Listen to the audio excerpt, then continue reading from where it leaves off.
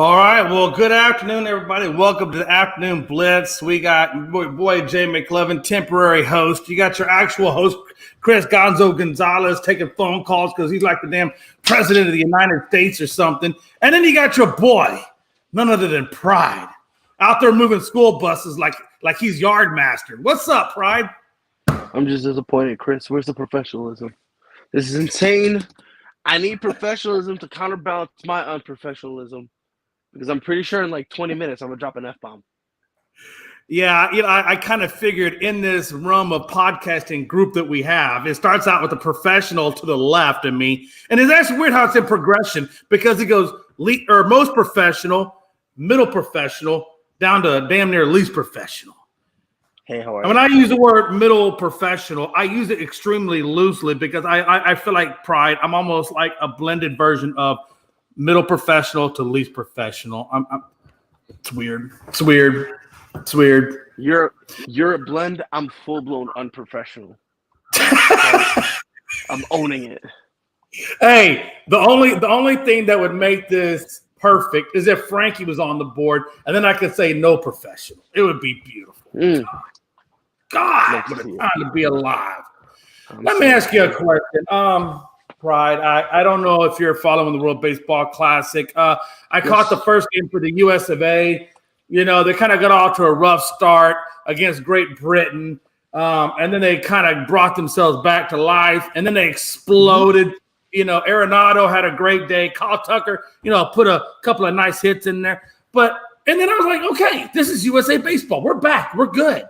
Because quite honestly, and I know Great Britain is, well, let's just say middle of the run garbage. Honestly, if you look at all the teams that are out there, they're middle of the run, maybe even below middle of the run, right? Respectfully, yes. And then I'm sitting at Pride. I'm sitting there and I'm telling myself, good God, man, we're like the Team USA. We got Mike Trouts, we got the Mookie Betts. I mean, we got all these great players, and here we are. We're coming off slow as shit. Now, Pride. I said to myself, I kind of fell asleep, but I wasn't really too upset because, the Mexico and USA game came on at 10. I knew I wasn't going to make it to 10. Pride, I was faded as hell, man. I said, but it's no big deal, Pride. I say, you know what, man? Hey, look, I know Mexico's got some players. I'm not saying they don't, but I still felt pretty confident that the US of A was going to pull it out and that I would wake up this morning and I would say 2-0, and we're just cooking. We're cooking. We're moving right along. Well, that wasn't the case, Pride. When I woke up this morning, the son of a bitch said 1-1 in their standings. And I said, we lost to fucking Mexico. Pride, we lost to Mexico, Pride.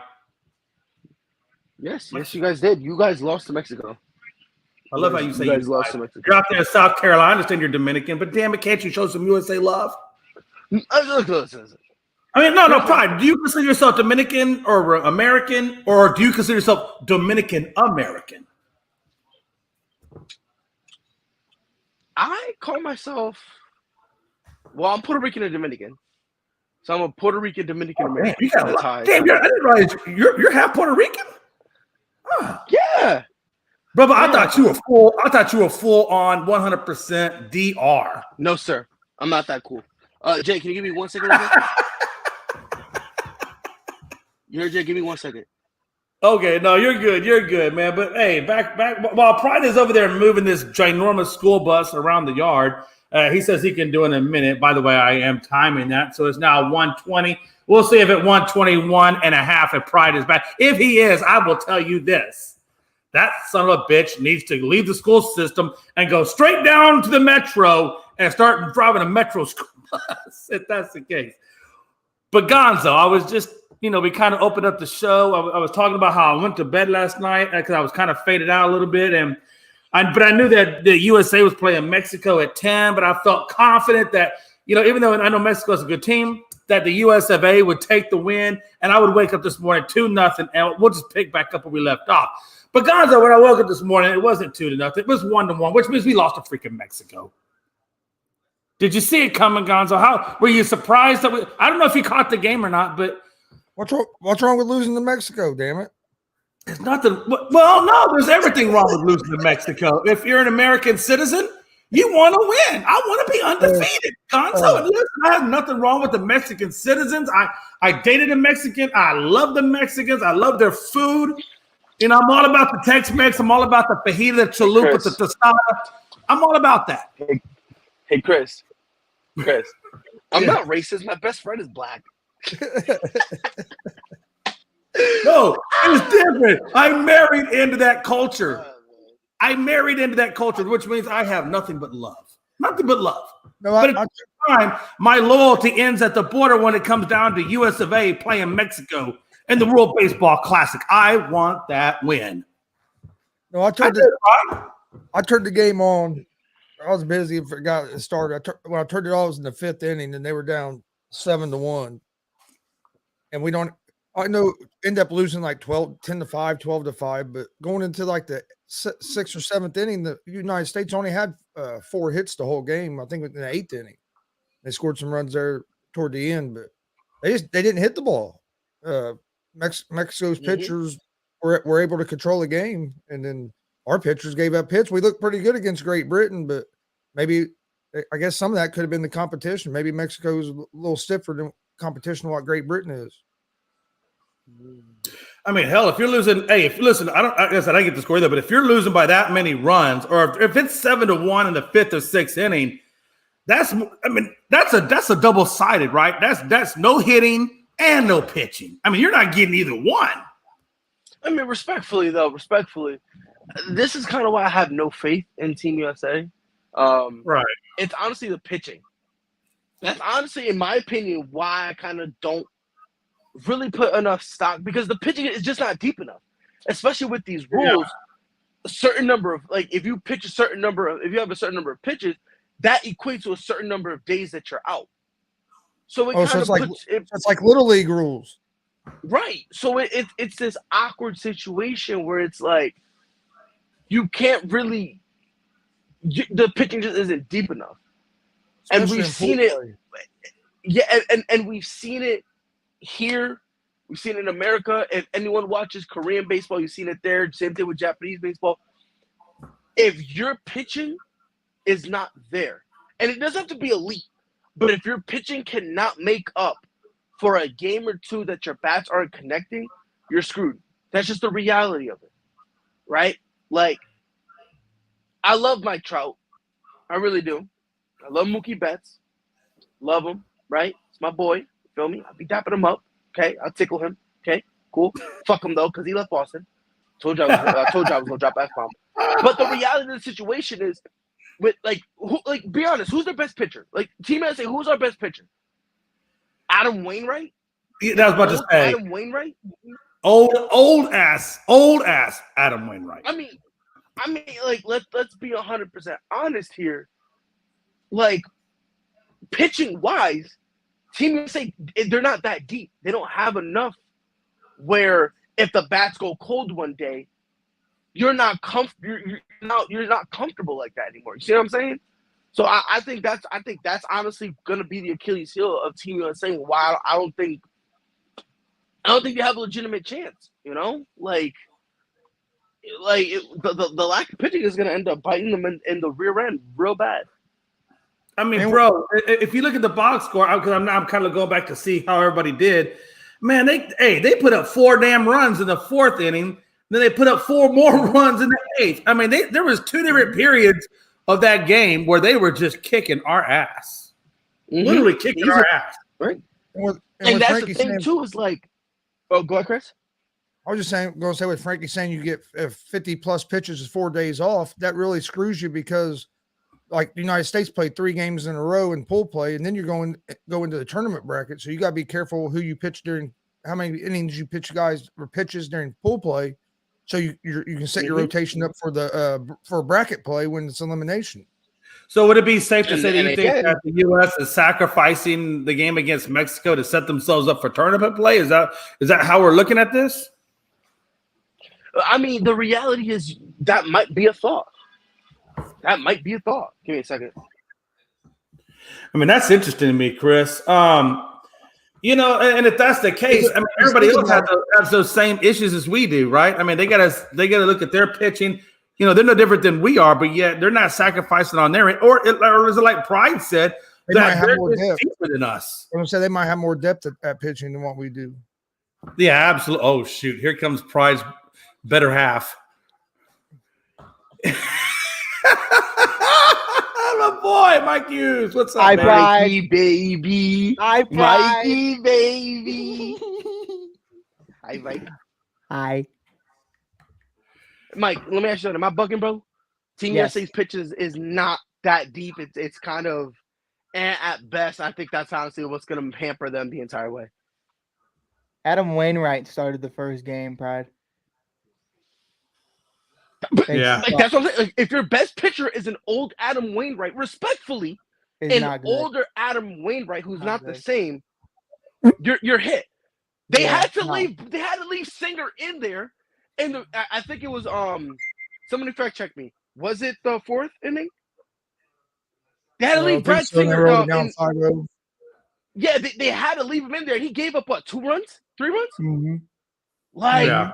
that lets you know, bro. Like the pitching is it's suspect at best, and offensively they got it. I'm not talking anything offensively, but we all know baseball when it comes to offense is a hard sport. It is a sport where you fail 7 out of 10 times and you're a Hall of Famer. That's how hard it is. That's true. Offensively. Yeah. So it comes to a point where it's like you can't. I can't with a straight face say, "Yo, Mookie, you got to hit 400." Mike Trout, and instead of breaking your forearm, you got to hit 400, bro. Like let's figure something out. Like I can't expect these guys to really do that and look at my pictures and be like, so, yo, Adam, you like 57 years old and you just joined? Mm-hmm. Okay, what are we doing here, bro? But DR, PR, that's my teams. Do they keep the same pitching rules during the tournament play as they do pool play? No. The pitch clock and all that is gone, which is like no, Mike. We're talking about the like right now, 50, if you pitch 50 or more pitches, you're out. Oh, at least okay, yeah. When bracket Yeah. play starts. Okay. Yeah, but I want to say yes. I think that's the thing for the entire baseball classic. Team USA can't just throw that though. I know Mexico killed them, and I know 11 runs is awful, or 13 or whatever it was. But man, I also know that Javier Assad, who's on the Cubs, who's pitched probably less than 50 innings in his MLB career, threw 3 no-hit innings against Team USA's offense. And it's like, I hear you, like the pitching is awful, but those dudes that you just named, especially Goldie and Arenado and Trout, where the fuck have you guys gone? I'm seeing Pablo. Well, that's true. No, that's true. No, that's true. But then, you look at Martinez, who started the game and put up a 10-13 ERA. Yeah. And then you got Singer, who's a third pitcher in the game and goes for an 18 ERA. And then you got Bard, somewhere damn near down towards the end of the game, who gives a 54 ERA. I mean, these ERAs are just stupid. No, yeah, and I hear that. I really do. But I also see, like, against Mexico, have to hit the ball. You have 2 right. runs going into the 8th. It was all around. Everybody just looked like shit. But I agree with you, the pitching, because if your pitching gives up a lot of runs, and Mike, look, you're more of the baseball guy than I truthfully I am, because I know I played football, I played a little bit of baseball, but not as much as I know you guys have. But I'm looking at this and I'm thinking, like, you're right. If your pitching gives up that many runs early on, then is it just me, or does it change the mindset of how the batters approach the plate? Like, are they taking more risks to try to get those hits? Then maybe they'd be more patient if they were down by so much. I think Mexico, and I think Pride can hit on it a lot better than I can, because he's really deep into the World Baseball Classic stuff. But Mexico kind of was like, yo, fuck it, we're here. And I think that was really the attitude. And the U.S. kind of walked in like they were the shit. And I think that was really how it transpired, was Mexico had this chip on their shoulder. And to keep it a complete buck, Pride, correct me if I'm wrong, because I have no idea or just correct me in general, because I have no idea where this game was played. All I know is I was up way too late watching it. But Mexico came deep for these dudes. I saw more guys with Mexican jerseys on and, all these Mexican flags flying around rather than seeing Team USA like you did in the first match against Great Britain. So I think what really just transpired for Mexico was everything went right, and these guys really just went out there and they balled out. And Team USA kind of just didn't really give a fuck because they know it's not their last opportunity. If Mexico had lost that game, they wouldn't have been out of the tournament, but it would have been a lot harder to remain in the tournament. So I think that's really, the feelings that Team USA really had was they didn't really give a fuck. They're playing. They played the same field. Hey, Mike, they played the same field as they played against Great Britain. I just didn't know. I didn't know if it was Arizona or Florida. I didn't know where they were. No, they're out there at Diamondbacks baseball. Yeah, Arizona at Chase Field. Okay. Yeah, but they go. I think they go to Florida for the next round, right? I think so. But I'll tell you, hey, that Arizona ballpark is huge too. I mean, that's a pitcher's ballpark. Honestly. Yeah. But Mike, another thing that you kind of touched on a little bit, which we got to remember, before they played Team USA, Mexico lost to Colombia in extra innings. They got fucked up.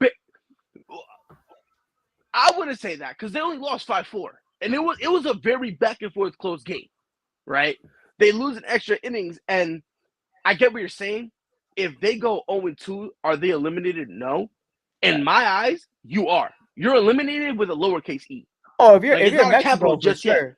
You know what I mean? You like if you're the Dominican Republic, if you're Puerto Rico or the US, it's like, all right, we'll be all right. But it's like if you're Mexico and you're 0-2, and who do you think they'd play in the third? They play I don't even know who they're going to be playing next, but it's valid. You know what I mean? So it's are you asking who the US is going to play next? Nah, who Mexico would have played?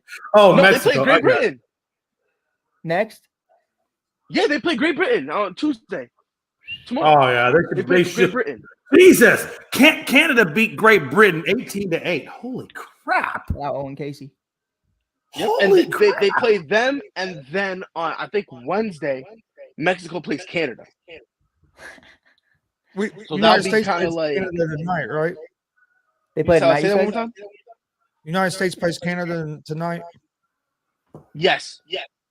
I'll definitely be watching that game. Oh, wait, by the way, mad props to show you. Tani, he hit the first home run in the baseball classic. That guy just doesn't leave off. And Japan beat Australia 7-1. So go. Oh, and it was a kind of a crazy weekend in the baseball classic because you had Dominican Republic get beat. You had some of the top teams that everybody thought were the top teams in lose a game. That triggered me. I realized triggered me. Which is really weird because I honestly didn't think the Dominican Republic would lose that game. All I know is on the 15th, I'm gonna be conflicted because I think that's when Puerto Rico. I don't know what to do.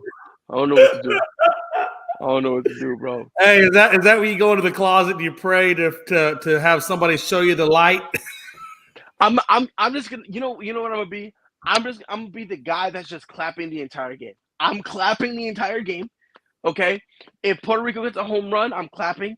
If DR gets a strikeout, I'm chilling. I'm clapping. Right. I'm not gonna get too high or too low either way, because I can't look my dad in the eye because he doesn't know that I'm still alive. But I gotta look my mother in the eye, and then I have family from Puerto Rico that I gotta look them in the eye. So I can't really pick either or. So just like how my dad abandoned me, I will abandon me being biased. I have two teams. I don't care. Let me ask you guys a question. So right now, the undefeated teams are Japan, Israel, Venezuela, and Canada. And it looks like Colombia. Out of all those teams, it's got to be still – is Japan now the clear front runner in this whole thing? I still think the Dominican Republican are. I mean, they lost one game, but it's just. I was gonna say, are we talking about like just from this undefeated group, or are we talking about? No, I guess I was. I mean, I gave you the undefeateds just to kind of put out there who's at the top of this. But no, it could be overall, just overall. Like is Japan the front runner, or like Gonzo would say? I understand Dominican lost one, but they're still kind of the it factor. I'm gonna put it like this: DR/PR in 4. All right. Me and my peoples, me and my two teams, we chilling right now. We vibing. We gonna beat the bricks off of them. To anyone who steps up, and then if they play each other, I don't know. Well, I got some thinking to do when that happens. I got to the 15th, but no. I mean, look, I do think Japan is still in the conversation. Right. But at the same time, Canada, yeah, they're undefeated. Who gives a shit, right? I mean, respectfully, I mean, I don't think this is just me. Kill me if you want. I think Canada could go like undefeated, and they're gonna get stopped in the tourney, and it's not even close. I'm talking about they're gonna get stopped by like 7 runs. You know what was interesting about Canada? I didn't know this. I just saw that today when they did an article about it on Freddie Freeman. I thought, I seen him in a Canada uniform. I'm like, why is Freddie Freeman in a freaking Canada uniform? I just thought he was all U.S., but apparently his mom was from Canada, and I guess at one point when he was like a kid, they were at an Angels game, and the Canada anthem came on, and he was sitting in his chair, and his mom yanks his butt up, to stand up at attention. And I just thought it was interesting that I didn't realize he had ties to Canada. I was like, why is he in the uniform? Randy, I can never say his name. Mike, what's his last name? The one from Tampa. Ozarena. Randy Jensen? No, what the hell are you babbling about? Ozarena. The one who's playing for Mexico right now. Oh, I don't know. Is it a Rosa anyway, Reina? Yeah, him. He played the last World Baseball Classic. He played on Team USA. Yeah. Xander Bogaerts decided to play for the Netherlands for some reason. Right? And I didn't know who was it. Someone's playing for Japan. I forgot his name. There's a kid playing for Japan who got in on a technicality. That's wild. That's gonna bother me. I gotta find his name. Is he Japanese or is he a different ethnicity than that or what? No. He's like part Japanese. Okay. He's like part Japanese, and he got in on a I think it was like his mom. I think it was like his mom or something like that. How does that work? Let's just take Freddie Freeman for example. If he wants to go play for Canada, even though I think he was born or I think he was raised in California, but yet because his mom was from Canada. I mean, when they go to play for these teams, do they have to show documentation that they have, some sort of tie to that country? Is that how they're able to play for these other countries, even though? Yeah. Like you have to have proof. Like you can't just join any team. Okay. Like that's what I thought at first. I was like, man, these guys are just joining whatever team they want. It seemed like to me. Right. Like you gotta you just basically gotta show that you are whatever team you're trying to go play for. You just gotta show that you are somehow connected. Right. You just gotta show you're somehow connected. Have some kind of citizenship or something. I want to play on Team Jamaica. Could you see Mike on Team Jamaica? I'd fuck up every team in the league. Hey, somehow or another, I see Mike Hughes on a bobsled team somewhere saying, "Cool Runnings." All I know is if I ever see Mike Hughes come on a podcast and he introduces us to Joe Boo, I'm running. I'm freaking running. Damn. I'll tell you one thing, the crowd, the fans at these World Baseball Classic games go crazy. It's like it's a totally different atmosphere than like a Major League Baseball game. Yeah, a lot more fun. So when tournament play begins, are there set stadiums for that, or are they like all around the world that they go to different stadiums for different parts of the tournament, or is there a specific spot where they're going to have the tournament?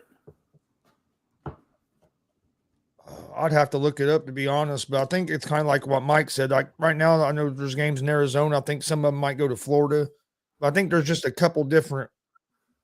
I think there's just like a couple different host sites. I don't think there'll be games like everywhere. I think there's a couple different host sites.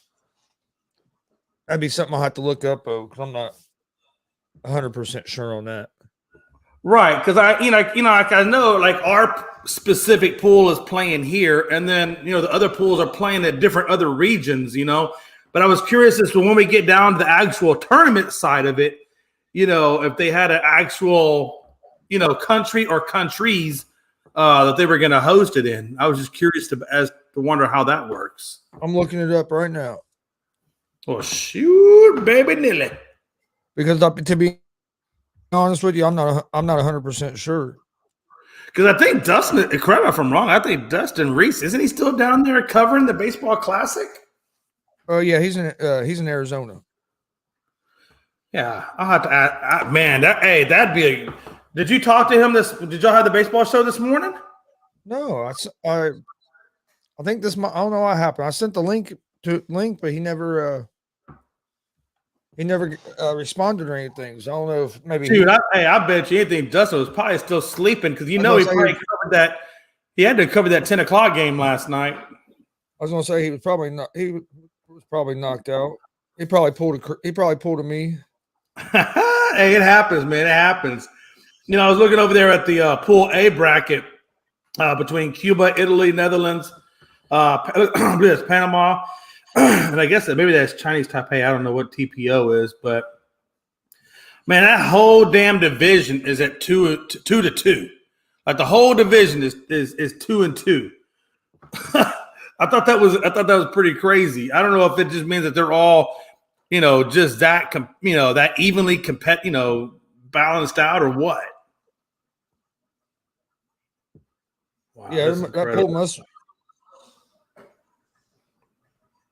But then you go to Pool B and you look at Japan and Australia. I mean, Australia's not that far behind. Obviously Japan's 4-0, but damn, Australia's 3-1. I mean, they're right there at their doorstep.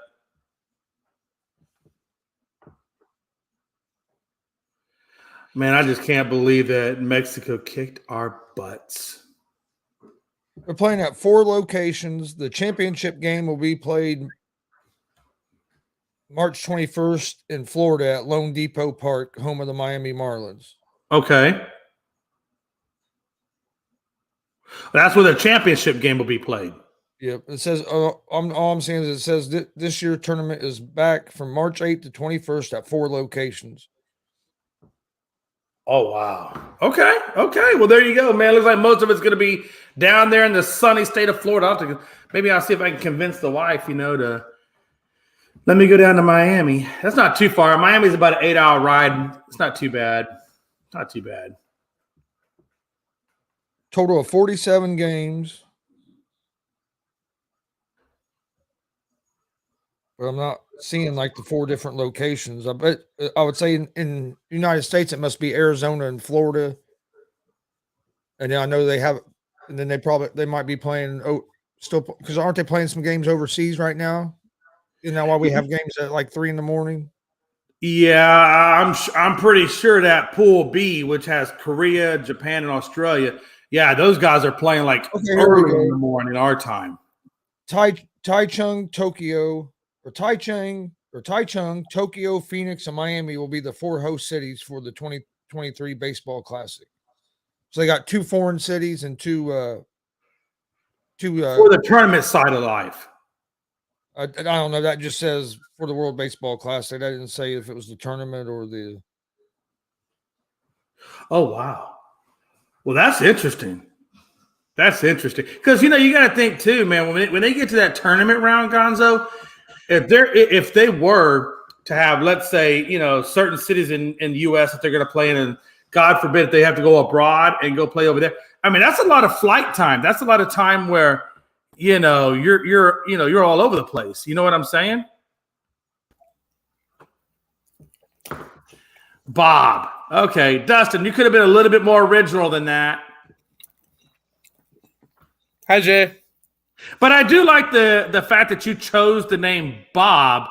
That way, if you're dyslexic, you can still spell that name. Are you making fun of me for being dyslexic?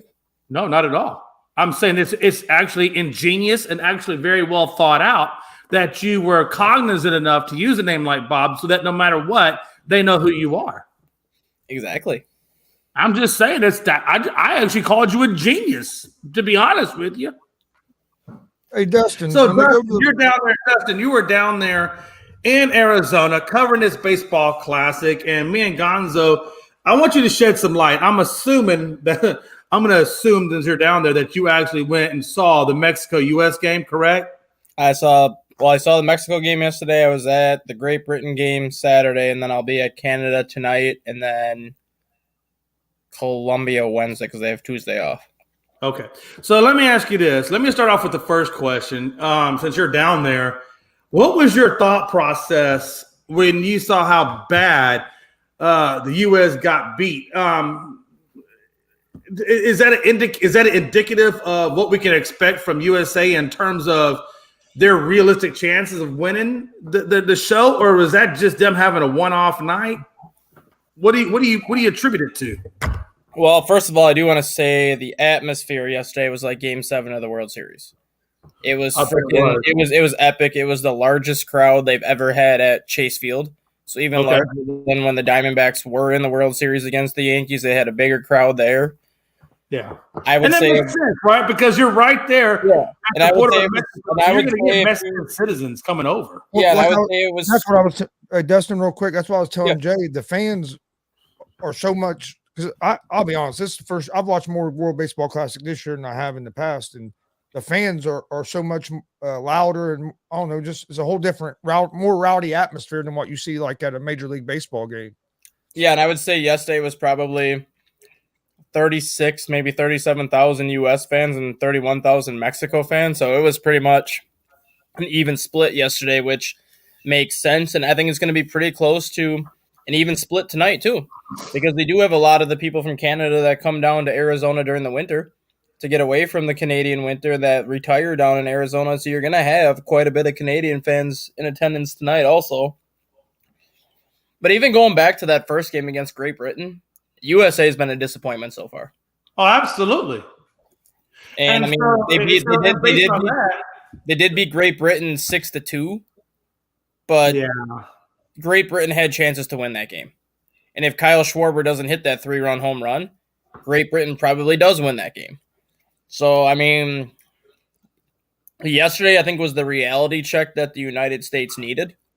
Just to be like, yes, you may be the defending champions, but the teams that you're playing aren't just going to lay over and die just because it says USA across your chest. This is the first time that you've entered the World Baseball Classic as the hunted, and you need to get used to being that role, and I don't think the Americans have been able to adjust to that. But the biggest concern right now is for the Americans is you have to wonder if they're even going to make it out of their group. Because not only are they 1-1 and tied with Mexico right now, Mexico has the tiebreaker over the U.S. in case they end up in a tie. Right. Team Canada realistically looks like the best team in that bracket right now. They beat Great Britain 18-6, a team that U.S. only beat 6-2. Oh, I know. I was just talking about how Canada crushed them. So you think right now that in Pool C that Canada is the number or is the favorite in that pool? Yeah, I think Canada is the favorite to come out of that group.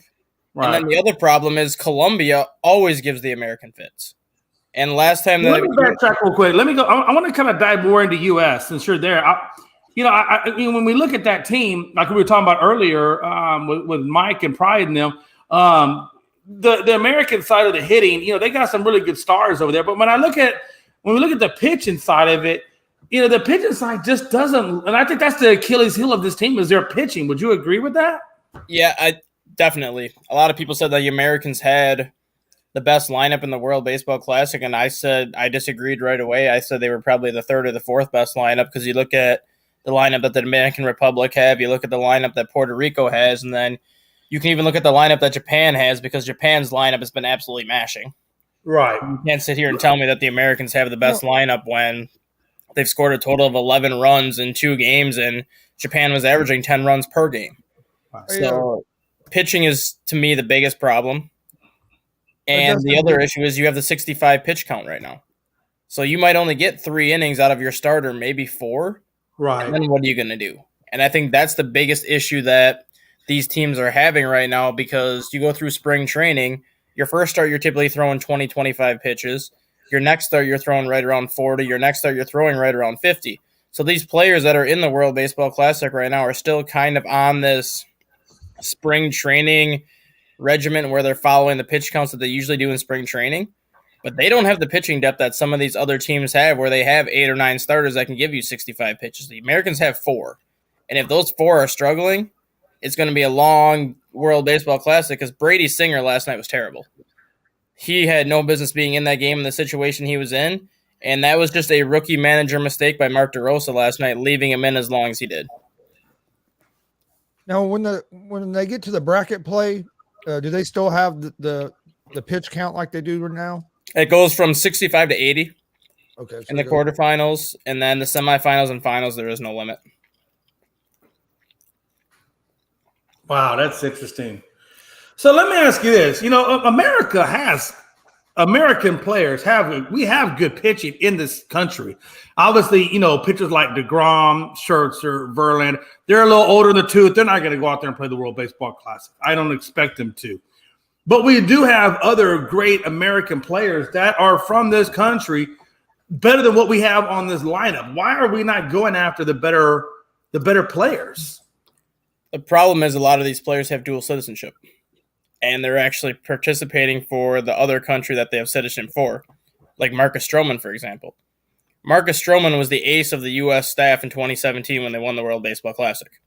And the year that he had at the World Baseball Classic that year kind of put him on the map to get the free agent contract that he just got. But now he's pitching for Team Puerto Rico, and he's the ace of that staff now, and pitched against the Dominican Republic and basically shut that Dominican Republic lineup down. Right. That's the pitcher that we had on our staff last time that we don't have anymore. We had Drew Smiley on our staff in 2017 when he was throwing 95, 96, makes one start, ends up hurting himself and has Tommy John, and he hasn't been the same pitcher since. And that was another young and upcoming pitcher we had at that point. And you can look at some of the position players too. Lars Nootbaar, who was the runner for Rookie of the Year for the Cardinals last year, is playing on Team Japan because his mom is from Japan. So he's got dual citizenship, right. And he's playing in Japan. There's so many players in this year's World Baseball Classic that live in the United States. They were born in the United States, but they have dual citizenship, so they're going to play for that other country, and that's kind of hurting the United States right now because a lot of the players they would have are not with them right now.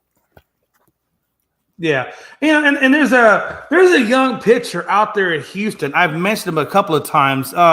When McCullers went down with injury, we brought him up, and he did phenomenal. His last name is Brown. I can't remember the guy's first name for it's messing me right now. But in 2 games that he started, he had a .86 ERA with a 1.07 WHIP, and in 37 innings, he still had an ERA just above, right at around the 2 range. And I don't understand for a kid like that who is trying to crack our rotation. I'm surprised that, we didn't go after him and, some of these younger upcoming pitchers and put them in the line because I think he would have did a lot better than what these cats are doing out there. The problem with that is a lot of times when you get to the World Baseball Classic, the players are committing to this team a year ahead of time. So in Brown's case, you never knew what he was going to do last year until he actually did it. That's true. But if your pitching staff's already committed and already accounted for, the only way he can really get on that team is if somebody falls off or somebody gets hurt. But at that point, it's more like if you're available, you are. If you're not, you're not. Yeah, because Hunter Brown, by the way, his name is Hunter Brown. If I remember right, the last pitcher to pitch for, I don't know if he's the last pitcher, but he came in late in the game last night for the United States. Didn't he just get added to the team? Yeah, because Clayton Kershaw pulled out like the week before the World Baseball Classic because he was having back tightness.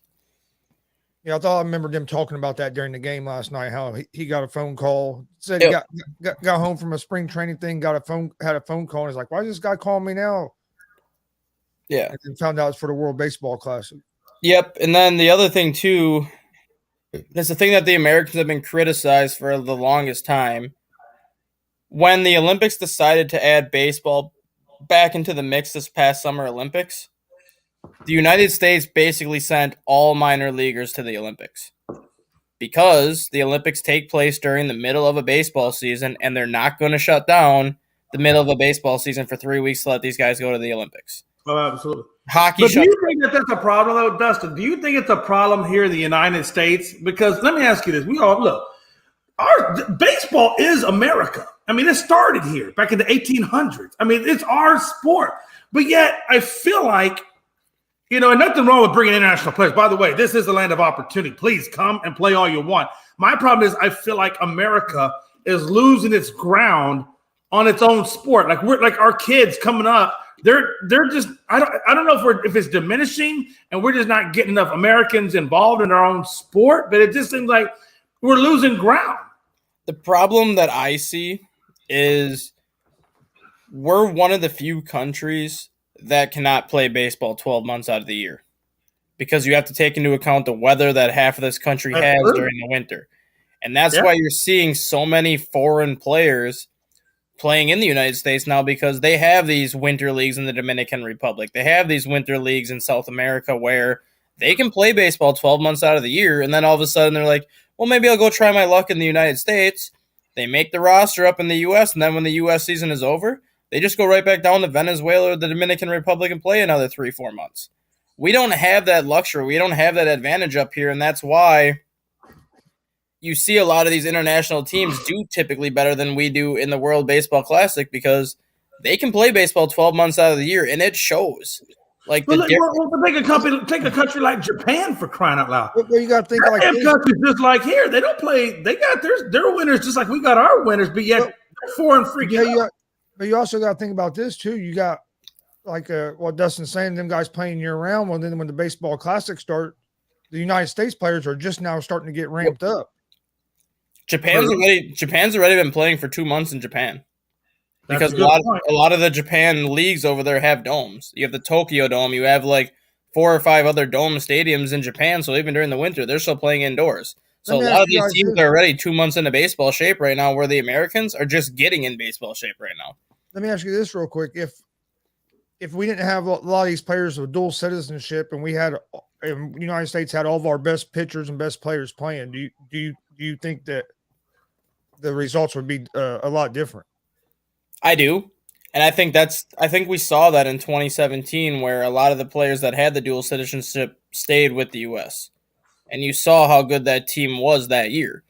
But a good chunk of that roster either decided not to play for them this year or they decided to go to another country this year and play. And it's kind of starting to show that as good as the Americans are, a lot of that talent wasn't 100% natural American-born talent last time around.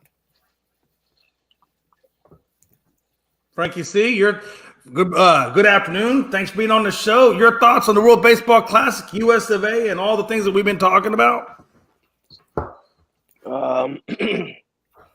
Nothing really expected, I mean, USA blew it yesterday against Mexico because of their pitching. I'm not really happy with Team USA, but it is what it is. I mean, it is expected of them to at least lose a couple of games. As long as they win 3 and go on to the next round, I think USA will be fine. But after what they've shown against Mexico yesterday, it's kind of putting into questions like if that happens against Mexico, what wouldn't that would probably happen again to USA on a different level. So yeah, I don't really got much to say. I'm just here to let you guys on some free agency news. I've been watching you guys, and I'm not coming in to change anything, I love the Baseball Classic, but it is free agency day and a lot of breaking news just literally happened in the last 5 minutes. So we got Jimmy Garoppolo going to the Raiders. Miami has signed former Jets quarterback Mike White to a 2-year deal. The Bills have agreed to terms with former Dallas Cowboys Connor McGarvin on a 3-year deal. Yeah, a lot of things happen. The Saints are getting defensive line now is poised to lose to three starters. Matter of fact. And Jones signed with the Patriots, didn't he? Jonathan Jones did re-sign with the Patriots, yes. Man, that hurts though. Hearing that McGovern is signing on with. I believe you said the Jets, man. I don't know what the Cowboys are doing, man. That hurts. That hurts my heart because I feel like our offensive line is just, we're like our offensive line is taking hits, man. I don't know why they decided to extend Tyrone Smith. The son of a bitch can't stay on the damn field for shit. But yet you let McGovern go in free agency. I don't understand the world that I live in right now. Well, the Chiefs just lost their starting right tackle and Andrew Wiley who signs a 3-year deal with Washington Commanders, so he'll be going back and reuniting with Eric Bieniemy. Oh wow, that's a pretty good blow to the Chiefs. Yeah, if you guys are watching and you guys are Chiefs fans, I just want you guys to know, do not be surprised that the Washington Commanders come out and take a lot of your guys' offensive power by offensive linemen, some backup tight ends. I said last week that I think Orlando Brown Jr. is going to end up in Washington. It's a big possibility because, you got Eric Bieniemy there who actually coached these guys, and, we all know that Andy Reid's not going to be re-signing some of these players, so I do expect that Eric Bieniemy takes some of these players and bring them to Washington and make them into a contender team for the NFC East. I've also heard that the Bears are going to go push hard for Orlando Brown Jr. I'll tell you, man, at this point, in the draft, I just pray that – I know Jerry Jones is going to want that flashy guy. He's going to want to do something like that. I just pray to God that he drafts offensive linemen. I know I hate to say that, but I don't even know who's going to be available at number 26. But he's got to go offensive lineman. He can't go the way he's going with all the injuries that we have on our offensive line and the free agent that we just lost. I mean, come on. What the hell? AP says Dolphins getting quarterback Mike White. Mm-hmm. Yeah, the Dolphins signed Mike White to a 2-year deal, which is really surprising to me. And not only a 2-year deal, it's a $60 million contract deal. And it's really surprising. So now, does that lead into expectation of the Jets actually going full in on Aaron Rodgers? We all know that they had talks. Aaron Rodgers did say soon that the news are going to be breaking out. But what kind of everything's done. This is waiting on Rodgers at this point. Everything hinges on what Rodgers says. Jay, you're saying that it's done, but Rodgers can literally just turn around and say, "All right, well, you know what? I'm going to decide to stay with Green Bay." No, that's my point. I'm saying like the Green Bay and the organizations, everything is done. Everything still hinges on what Aaron Rodgers says. So that's what I'm saying. It's not done. I don't mean it like that. I'm saying that the framework of it is done. And now it just depends on where Aaron Rodgers says he's going to play. Right, but that also comes into question. Why not try fighting hard to re-sign Mike White? Oh, I know. Try and find a trade. Exactly. Try and find a trade suitor for Zach Wilson, so that way, just in case if Aaron Rodgers does change his mind and say, "I want to, stay in Green Bay," you have Mike White there. If Aaron Rodgers doesn't go to the Jets now, you have nothing, they're screwed. Yeah, you got Zach White to deal with. Or I mean, at this point, truthfully, at this point, if Aaron and I hope Aaron Rodgers is man enough to come up with a decision way before we get to the draft, because he said Wednesday. Oh yeah, he'll make it. He said Wednesday because he wants. He has to have. He doesn't have to have it done, but he wants to have it done before the official start of free agency on Wednesday, so the Packers are not on the hook for that cap. And I'm telling you, Soleil, I think he's going to regret letting Mike White go. I think he should have signed Mike White just for the in case Aaron Rodgers does decide to stay with the Packers. I think he lost his really good safety net there. But I will tell you this, if Aaron Rodgers does decide to stay with the Packers, at that point, I think the Jets really have to put a package of picks, players, whatever they got to do to move up in that draft and select, and try to maybe meet. Well, they can't really move up to number 2. Houston has the number 2, but maybe they make a deal with the Colts at number 4. But I don't know if the Colts are going to win. I think the Jets might be screwed on this one, unless the Cardinals might be willing to make the move. Juan Soto just hit one to the moon, by the way, against Nicaragua, about 480 feet to right field off the back of the second deck. If only Juan Soto played for Team US, Justin. Who am I calling you Justin? Bob. Does Soto play for the U.S.? Don't care. The Texans that's how sad I am right now about Team USA. If you don't play for us, that's like a dagger in the heart right now because all these other great players are going other places. The Texans are expected to sign former Patriots and Brown pass rusher Chase Winovich. Having the history with Nick Cicero back in New England. That's actually a good pickup. I remember Chase Winovich. I called him the mini what's his name from Green Bay back in the day. What position does he play? Pass rusher, edge rusher?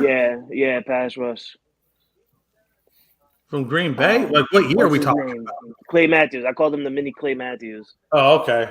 Well, Clay was a linebacker though. That's what Chase Winovich is. Oh, I thought you said he was an edge rusher. He's an edge. That's what a linebacker is, because now you have that hybrid position, which is the edge. That's true. That's a good point. Where you're too big to be a linebacker, but you're too small to be a defensive lineman, so they just put you on the edge and just let you blitz. I think that's kind of what they did. The same thing they do with Micah Parsons. Interesting. Wow. Well, man, interesting. Going back to the Mike White signing for a second. Man. The fact that he got 2 years and $16 million, does that kind of leave you into question that the Dolphins do not believe that Tua is going to be healthy? Yes. Because you normally would never sign a backup quarterback for $8 million a year. If you sign a backup quarterback for 2 years, you're probably looking at what, a 2 year $6 million deal, maybe 2 year $7 million. The fact that he's getting $8 million a year leads me to believe that the Dolphins don't believe that Tua is healthy. And they don't believe that Teddy Bridgewater is that guy that's gonna lead the Miami Dolphins if Tua goes down. Yep. Which is good because I didn't think he. Oh, go ahead, Frankie. Sorry. No, I was just gonna say it's good because in my theory, I think Mike White will be a better backup than Teddy Bridgewater, just on how they both played with their squads last year. Mike White came out on fire. Teddy Bridgewater actually came out okay, but then I started digressing after he had a certain injury. Yeah. No, I was just going to say I think that the Dolphins kind of showed that they weren't 100% sold on Tua being healthy. Also, is when they picked up his 5th-year option and didn't go ahead and try to get an extension worked out with them. But I now think Mike White was that more. Yeah, which is probably why they brought him in and signed him to a 2-year deal, because picking up Tua's 5th year, if he's injured that last year, they don't want to go with him the next year. They got Mike White to take the helm while they look for a future franchise quarterback. So that's a good idea for what Miami's doing. But damn, Miami, man, making splashes since yesterday, signing Jalen Ramsey or trading for Jalen Ramsey with the Rams. How insane, man. I hate Miami right now.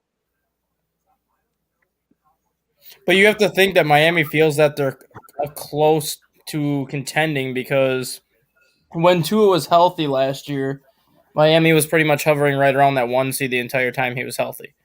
But their biggest downfall last year was the secondary, so adding Jalen Ramsey fixes at least part of the secondary. Now they just got to hope that Tua stays healthy, or that Mike White can at least duplicate what he did in his 4 games with the Jets. I'm going to be real with you guys, and you guys can, honestly, you guys can shit talk me, you can put me down or whatever. Oh, yeah, we're definitely going to shit talk you, but go ahead. Is it just me, or is Jalen Ramsey just not that guy anymore? I feel like not true. I don't know. Last year he had 80-something tackles. He had 2 sacks. I think he had 6 interceptions. He still had a pretty damn good year statistically, though. I agree and I disagree. I think he is that guy if he's in the right system. But I don't think the Rams system was the right system for him. But Jalen Ramsey still had a good year. I mean, there were some key opportunities that he missed on, but statistically, he had a damn good year. I don't know if he's still that shutdown guy he used to be, but I still think he can be productive and play at a high level. All I know is, when I look at this, when I look at them and they're like 88 tackles, 4 picks, 18 pass deflections, and 2 sacks. He may not be the guy, but he sure as hell is still statistically, he's still the guy. Yeah, statistically, he's going to be looked at as the number 2 guy now in Miami, because that's Xavier Howard's defense right there. That's fine. I don't think he gives a damn. And I think Miami's probably saying, yeah, we got Xavier as our number 1 corner. We brought in Jalen to complement. I think that's what's going to help Jalen Ramsey too, because when he was with the Rams, who was Jalen Ramsey's guy on the other side of him that could really help him? Nobody. Exactly. You go to Miami, at least you have a guy in Xavier Howard who is just as good as you, if not better now, because he's younger. And Ramsey's still not going to be a bad cornerback, so I think going to the Miami system is going to help Ramsey, because teams are going to have to pick their poison on what guy they want to target. But let's come at it from a different angle. We're looking at it from the Patrick Ramsey side. Let's look at it from the Miami Dolphins side. How much more now does this help Miami in terms of competing with the likes of the Bills? And God forbid if the Jets get Rodgers, then how does that put him in? Where does that put him in that category? Some people are saying that if they had Jalen Ramsey, that could put them over the top. To me, that's why they brought in Jalen Ramsey, because they already have Josh Allen in that division. They're anticipating that Aaron Rodgers is going to end up in that division. Then you have Justin Herbert, Joe Burrow, Patrick Mahomes, and all these high-quality caliber quarterbacks in the AFC. The only way that you're going to be able to contend is if you can defend the pass. And that's what Miami lacked last year. So bringing in Jalen Ramsey and pairing him with Howard helps them contend that pass. Let me ask you this question. So we all know that Derrick Henry possibly could be on the trading block for Tennessee. If that happens, if I'm Miami, and Miami was by the way, Miami was one of the spots that he said that he would be willing to go to. Good God, could you imagine Derrick Henry with Tennessee on that offensive lineup? Damn. I have another running back that I think is going to end up in Tennessee. Huh? Okay, well, share the news. Don't hold it to yourself. Austin Eckler. You think San Diego lets him go? He's the man. He's asking He's for demanding a trade. He's demanding a trade. Really? He's demanding a trade out of Los Angeles. He's not demanding a trade. He just asked permission to seek to talk to other teams for a trade. I mean, let's be real here. Austin Eckler is a Charger. I don't think he wants to be rushed to getting out of the door. He's just proven a point for the Chargers, saying, "Listen, if we can't come to an aggressive with money, then let me talk to other teams." Yep, and he's already. So what we're really saying is that Austin Eckler took a passive aggressive approach to saying he's demanding a trade. He didn't come out and say he's demanding, but he took a passive aggressive approach. But here's the thing that people are kind of questioning. Austin Eckler met with Kellen Moore yesterday to discuss the playbook, and now 24 hours later, he's requesting a trade. So that means he didn't like what the playbook was looking like under Kellen Moore. Exactly. Hey, watch this. Welcome to Dallas. And welcome to Dallas, baby, and I hope you like it. The three teams that Eckler has put on his list right now is Kansas City, Miami, and Baltimore, the three teams that Eckler said he wants to talk to. They picked up 49ers picked up Hargraves from the Eagles, and Jason Kelsey said he's coming back for another season for the Eagles. Oh, he did say that. Yeah, he said he was coming back. Well, that's good news for Philadelphia. But again, man, hey, Gonzo, now that they do have Kellen Moore out there in San Diego, how long do you think it's going to be before San Diego regrets bringing him in? There is no San Diego. Or Los Angeles. I'm sorry, I'm old school. I can't help it. But now that the Chargers got Kellen Moore, how long do you think it's going to be before the Chargers regret bringing Kellen Moore over? The moment that Justin Herbert regresses. Yeah, I think that's a good point. Or when the running game regresses. And that could be the key to save Kellen Moore too, is if Justin Herbert can carry that team. I think he can cover up a lot of Moore's flaws. But if Herbert regresses, then I don't see Moore making it more than a year with Los Angeles. I think what Los Angeles is really going to regret is not moving on from Staley. That's a good point too, man. Honestly, I just see them having. I see the Chargers going through a lot of the issues that Dallas went through. I think now those issues are going to transfer over to the Chargers. I would not be surprised one bit. The Kansas City Chiefs had came to a 4-year agreement with former Jaguars offensive tackle Jawan Taylor. That's a nice pickup. That's probably their replacement for Orlando Brown. Yep. Wow. Okay. So how do you guys look at the Chiefs, man? How do you guys look at the Chiefs, competing next year? Are they going to get the back-to-back, or do you think we're going to get a new Super Bowl champion? Andy Reid is so smart, right? He looks. I've given up second guessing the Chiefs just because of Andy Reid. Seriously. Yeah, no, I agree. No, he literally gets rid of every single offensive weapon not named Travis Kelce last year. And what does Patrick Mahomes do? Wins an MVP and looks the best he's looked since their last Super Bowl title. Well, and I think that's a tribute though to Patrick Mahomes and his ability to adapt to new weapons. I mean, but it's also a testament to Andy Reid though that it's all of them. He basically shows that no matter who I bring into my system, they're going to be successful. He's shown that he can. It don't matter who he has as a receiver, he can scheme them up. Because Marquez Valdez-Scantling was a number 2 receiver in Green Bay who had one or two big plays with the Packers, was always known and always criticized for dropping passes. Goes to Kansas City, and he has a 1,000-yard season this year in Kansas City. Same thing with Juju Smith-Schuster, a guy who's had a couple nice seasons here and there, but he was never really the guy that Pittsburgh expected him to be. Goes to Kansas City this year, and he comes up just short of 1,000 yards with 9 touchdowns. I don't think you have to be the best at that position to be successful with Patrick Mahomes. I think, he's got the building. He's got his foundational piece over there with Kelsey. I mean, that's like the Marvin Harrison, Peyton Manning connection over there, or Jerry Rice, Montana, however you want to look at it, or even Gronkowski and Brady. I mean, that's just, you got that connection there, and everything else is just interchangeable parts within that offense, and Mahomes will make it work no matter what. But I still think they have a really good offensive line also, which really is, key for that team. And I think that's the key to their success, the offensive line and the building blocks that they have, and again, it doesn't hurt, like you said, when you got Andy Reid, as your head coach. I mean, it's amazing. Stat guy, your news had just been broken out. The Chiefs are now officially moving on from Orlando Brown. That's kind of what I figured. If you're going to sign a guy like Taylor to a 4-year deal, that's kind of the writing on the walls that you're not bringing back Orlando Brown because you're not going to be able to afford both of them.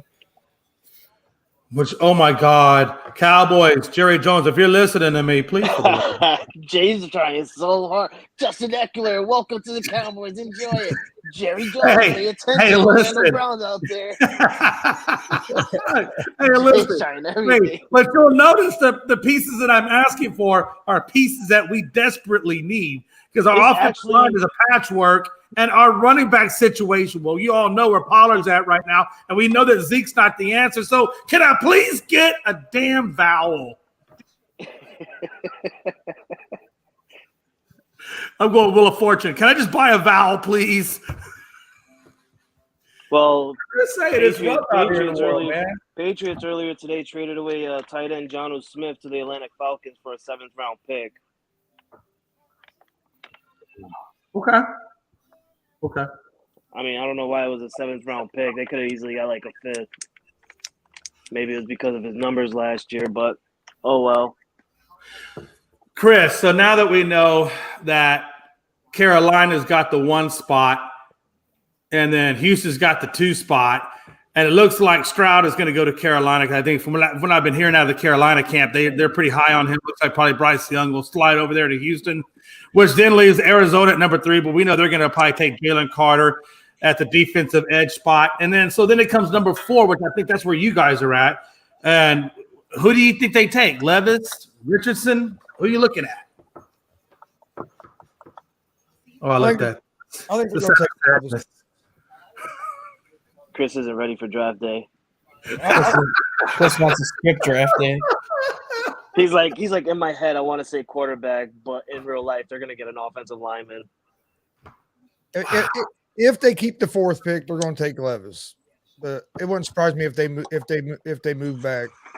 If they decide they want maybe to take Richardson or maybe Hooker or somebody like that later in the round, which Richardson you can't move back too far, but like Hooker or Dugan or somebody like that you can get in the 2nd round. But I'm thinking they're going to take Hooker. If I'm Indy, I would take Hooker. As of 6 hours ago, Chris, they do have the Colts taking Anthony Richardson in the latest mock draft. That'd be a better pickup. And I've been saying this. It wouldn't surprise me if they took Richardson because they're going to look at what Steichen had done with Hurts, and they're going to think that he'll be able to maybe do the same thing with an athlete like Richardson. He can. They have Will Levis going number 22 to Baltimore. Richardson has some great QB legs. Richardson he's tall. So imagine you got a tall QB that has a good running back legs. Like he can make him into a really good Jalen Hurts. Question, Chris, do you guys still got is Matt Ryan? Is he still on your books, or is he officially just not really with the Colts anymore? Right now, he's still with the Colts. He hasn't decided if he's going to retire or any of that yet. I think the Colts are hoping he retires because it saves him more room on the cap. The reason why I'm asking you that is, do you think that since if they do go with Richardson, to Frankie's point, could be the next, Jalen Hurts with his legs, his athleticism, his arm, and things? Do you think that maybe they hold on to Matt Ryan? Yeah, they're going to probably have another sucky year, but maybe it gives Richardson time to develop they would. underneath him. Yeah, they would. Yeah, they'd have to. I I'll think. put 'cause I Matt don't think Ryan on the Richardson's gonna be bench. ready to play yet. That's the only thing Yeah, that I scares would me put about Matt taking Ryan on the Richardson at bench. 4 is the only thing that worries me about him because his athletic ability is awesome is his completion percentage of only 53%. 53%. But I Right, think that's yeah. the part of his game that he would develop, in time. I think that completion percentage could be improved upon just through development. Yeah, right now. Reading defenses, stuff like that. Yeah, right now they have the Colts taking Richardson at number 4. They have him taking Jalen Hyatt with the first pick in the second round. Then they have him getting Payne Durham in the 4th round. Is Hyatt an offensive lineman? Jalen Hyatt was Tennessee's number 1 wide receiver last year with Hendon Hooker. And then Well, you Payne need a Durham wide receiver. Desperately need a wide receiver. and then Payne Durham is one of the better tight ends in the draft, and that's another Hold on. position that the Colts need to address. All right, hold Is on. he a good Hold on, blocking hold on, hold on. tight end, or is he more of a pass catching tight end? He's more of a pass catching tight end. Hold on. So Okay. Dustin, go back to that number 1 wide receiver tight end or number 1 receiver at Tennessee. You said that he's projected to go the second round to the Colts. At their pick number 35, yeah, Jalen Hyatt. I don't even think he goes that long, honestly. If he's I don't either. if he's I don't either. I think he if he's goes before that. Tennessee, But yeah, if he's Tennessee's number 1 wide receiver, somebody later in the first round draft is gonna get a wide receiver. Why Baltimore will probably get a wide receiver just to make Lamar Jackson feel like I'm gonna stay because I got someone at next to me that I can throw to. Don't be surprised that guy go in the first round. Yeah. I don't think if he lasts to the day 2, that'll be insane. Wow. And then I think Christian Gonzalez, that cornerback, I think he's going to, was it Detroit that was taking him? I think, Dustin, in the mock draft? for who? For Detroit, were they taking that cornerback, Christian Gonzalez? Yeah. And then I wonder where do you have Miles Murphy going in your draft? Miles Murphy. And I'm asking you that for a specific reason because Detroit has 2 picks in the draft. They got one, I believe, around number 9, and I think they got another one down in the mid to low 20s. I can see Detroit just signed a good bag. Let me go and find it. Go ahead, Zach. I can see Miles Murphy going to the Bears at 9 if they keep that pick at 9, because they're not going to get Jalen Carter and they're not going to get Will Anderson Jr. at 9. So if the Bears want to address the defense, because they already signed T.J. Edwards to a 3-year deal today, if they want to continue to address the defense, I can see Miles Murphy going number 9 to Chicago. But there's also talk that the Bears might try to trade a bit further back into the first round. And then if they do that, I really like that edge rusher out of USC to end up with the Chicago Bears as kind of a mid to late first round pick, because that edge rusher out of USC reminds me a lot of Clay Matthews in his first couple of years with Green Bay. But he just has a never-ending motor, and he's always around the football. I just think that somehow or another, Detroit, I think they're kind of okay on the rushing side of life. But if they could really find a complementary player to Aiden Hutchinson, and then they find a complementary corner to Okuda, I mean, that defense could be extremely nasty come next year. Jay, the Lions earlier today signed Cam Sutton to a 3-year deal. So there's Aiden Hutchinson. Oh, shit. Okay. Yep, there's Aiden Hutchinson's backup. So now the Lions, all they have to do is draft a really good cornerback. Which I think they get. I think Christian Gonzalez is going to fall right to them, and then you got your complimentary player to Okuda right there. Oh my God, that could be. Oh Lord, Detroit, don't screw that up. I mean, seriously, if Detroit screws this up, they're just dumb. Well, the Lions are also meeting with Patrick Peterson today. Oh, really? Yeah, but do you want an aging Patrick Peterson? I'd rather get him in there as a veteran presence, because they don't really you don't really have that veteran presence. And if you get him on a cap friendly deal, that's fine. You don't really have a veteran presence on that defense, because if you look at that Lions defense, it's pretty much all players within their first 4 years. They don't really have that veteran presence on defense. So what would you do? Would you draft Christian Gonzalez, the Okuda, and then put Peterson in on nickel situation? Yeah, because you can put Peterson on the outside. You can use Peterson in the slot. Same thing with Okuda. You can put him in the slot or on the outside. Right. And then you still have Patrick Peterson as that veteran presence to help kind of those younger guys that don't really have that veteran leader to look up to on the defensive side of the ball. You can almost make Peterson. Well, I wouldn't make Peterson the captain because you got Aiden Hutchinson as your captain, but I would imagine he's the captain anyway. Yeah. I wonder how Matthew Stafford is looking right now. Like he's looking at Detroit like, damn, you guys really Waited look this good now after me deciding to leave to go to the Rams. You guys finally want to freaking build a team. But it still was the best move for him at the time because there's still no guarantee that Detroit's going to get a ring. So he got his ring out there with the Rams. So I think he's happy, but at the same time, to your point, Frankie, he probably is saying like, "Damn, I feel like now I'm role reversal now. Now I feel like the team I'm on is a rebuilding Lions, and Goff is over there on a fancy hotty toddy, Detroit Lions."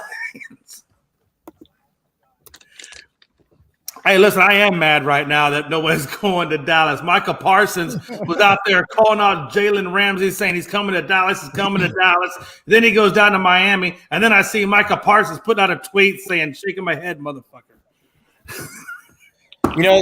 Jay, did you know that somebody on Dallas went to Buffalo already? I don't think I caught that one. Which one left? Yeah, we said it earlier. Yeah, that Connor McGovern. Oh, yeah. I was tracking that one. God, I'm still. And we do have breaking news out of Major League Baseball. What happened? Trevor Bauer has officially signed a contract. Oh, where's he going? He's going to Japan. Wow. Well, I guess he figured that was the only way. I guess. Well, there's more to it. Oh shit. He's going to Japan with the opportunity to pitch for Team Japan in the World Baseball Classic. Oh my God. So if he passes his physical this weekend, he's eligible to pitch for Team Japan in the quarterfinals. God, I could just see that's going to basically be a shove it to the MLB move right there. So I take it he has a Japanese citizenship. He has Japanese citizenship because his dad was in the military in Japan. So now he signed a 1-year, $4 million deal with a team in Japan plus incentives. And if he passes, wait a minute, hold on, back that train up just for a minute. I'm trying to understand that his dad was in the military, but his dad was in the military for the U.S. or are you saying he was in Japan? He was stationed in Japan as part of the United States military, but because Trevor Bauer was born in Japan, you get Japanese citizenship. Okay, that makes now. I don't know. He was born in Japan, but was he born on a military installation? I don't know. I just know he's got Japanese citizenship, so he can pitch for Team Japan in the quarterfinal. I was just asking that because even in Japan, I've been there. I know he's out there in Yokosuka, and they do have a military hospital where he can be born at, but that would still be U.S. property by government. But he was more than likely probably born in a Japanese hospital, which is how, like you said, that's probably how he got his dual citizenship. What a time to be alive. What a time to be alive. He's signing with the Yokohama Bay Stars. You think Yokohama Bay Stars. I've been to that baseball stadium. How many years is he signing with it's a 1 year? It's a 1 year, $4 million deal plus incentive. So it's basically, I think, just a 1 year contract to show everybody in Major League Baseball that he either has it or he doesn't have it anymore. And then I can see him re-entering Major League Baseball free agency again. I'm about to say, this whole Japan thing is nothing more than an audition to get back in MLB. For the most part, yeah, and just to stay in shape because he hasn't pitched in like 15 months. Well, yeah, that would be the well, and like Dustin said, to stick it to United States, you go to Japan. He helps Japan win that World Baseball Classic. If he ends up pitching for Team Japan and they end up facing the United States in the World Baseball Classic, that's going to be a stick it to the U.S. move right there. You think he comes out to the mound and he takes his glove and he goes like this? I think his delivery. I'm just asking. I think he'll just have a painted middle finger on the glove. I would put anything past Trevor Bauer. Yeah, he is. Well, he is kind of a loose cannon. So, and we all know that Trevor Bauer. He might turn around. He might turn around, and throw the ball out of center field. Never know. He needs to stay in Japan. Listen, one thing I know about Japanese women, they like that freaky stuff, and he's into that freaky stuff. I'll just stay over there in Japan. He didn't even get there yet, and you're already telling him to stay there. How much? I'm just saying. I mean, come on. How much is he making? $4 million plus incentives, so it's $4 million guaranteed, but he can make up to $10 million in incentives. Yeah, and you know what the thing about that is too. A lot of times in Japan, those clubs will actually pay for your lodging and your travel expense. So that $4 million isn't even part of like your house. That $4 million would translate into like an $8 million deal here, plus the incentives. It would end up being like a 1 year, $15 million deal here. Yeah, he's just chilling over there like a villain. Damn. Yeah, that's part of life. Oh man, I tell you what, that Garoppolo, I think he walked into a good situation over there with the Raiders, though. You know what I'm saying? Now he's got a new offensive coordinator. Well, he has experience with Josh McDaniels, so it makes sense.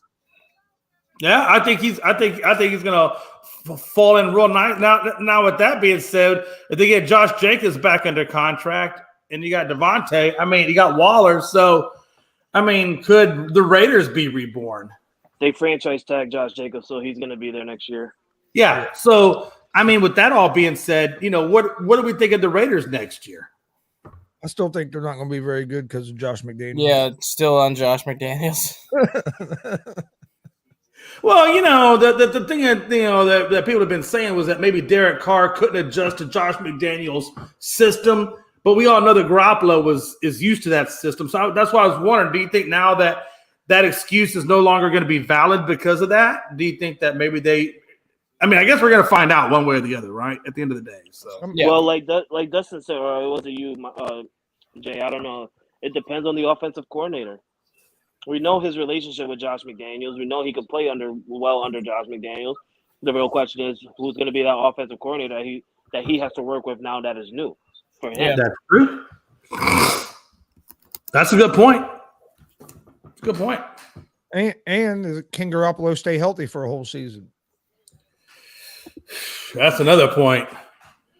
And let's be honest, like you said earlier, Chris, you know, they lost all of Stidham went and signed that contract out there with the Broncos. So now it is just Garoppolo. So if he goes down, there literally is nobody behind him unless they can find a backup in free agency or draft somebody and hope and pray to God that if he gets hurt, that guy can take over.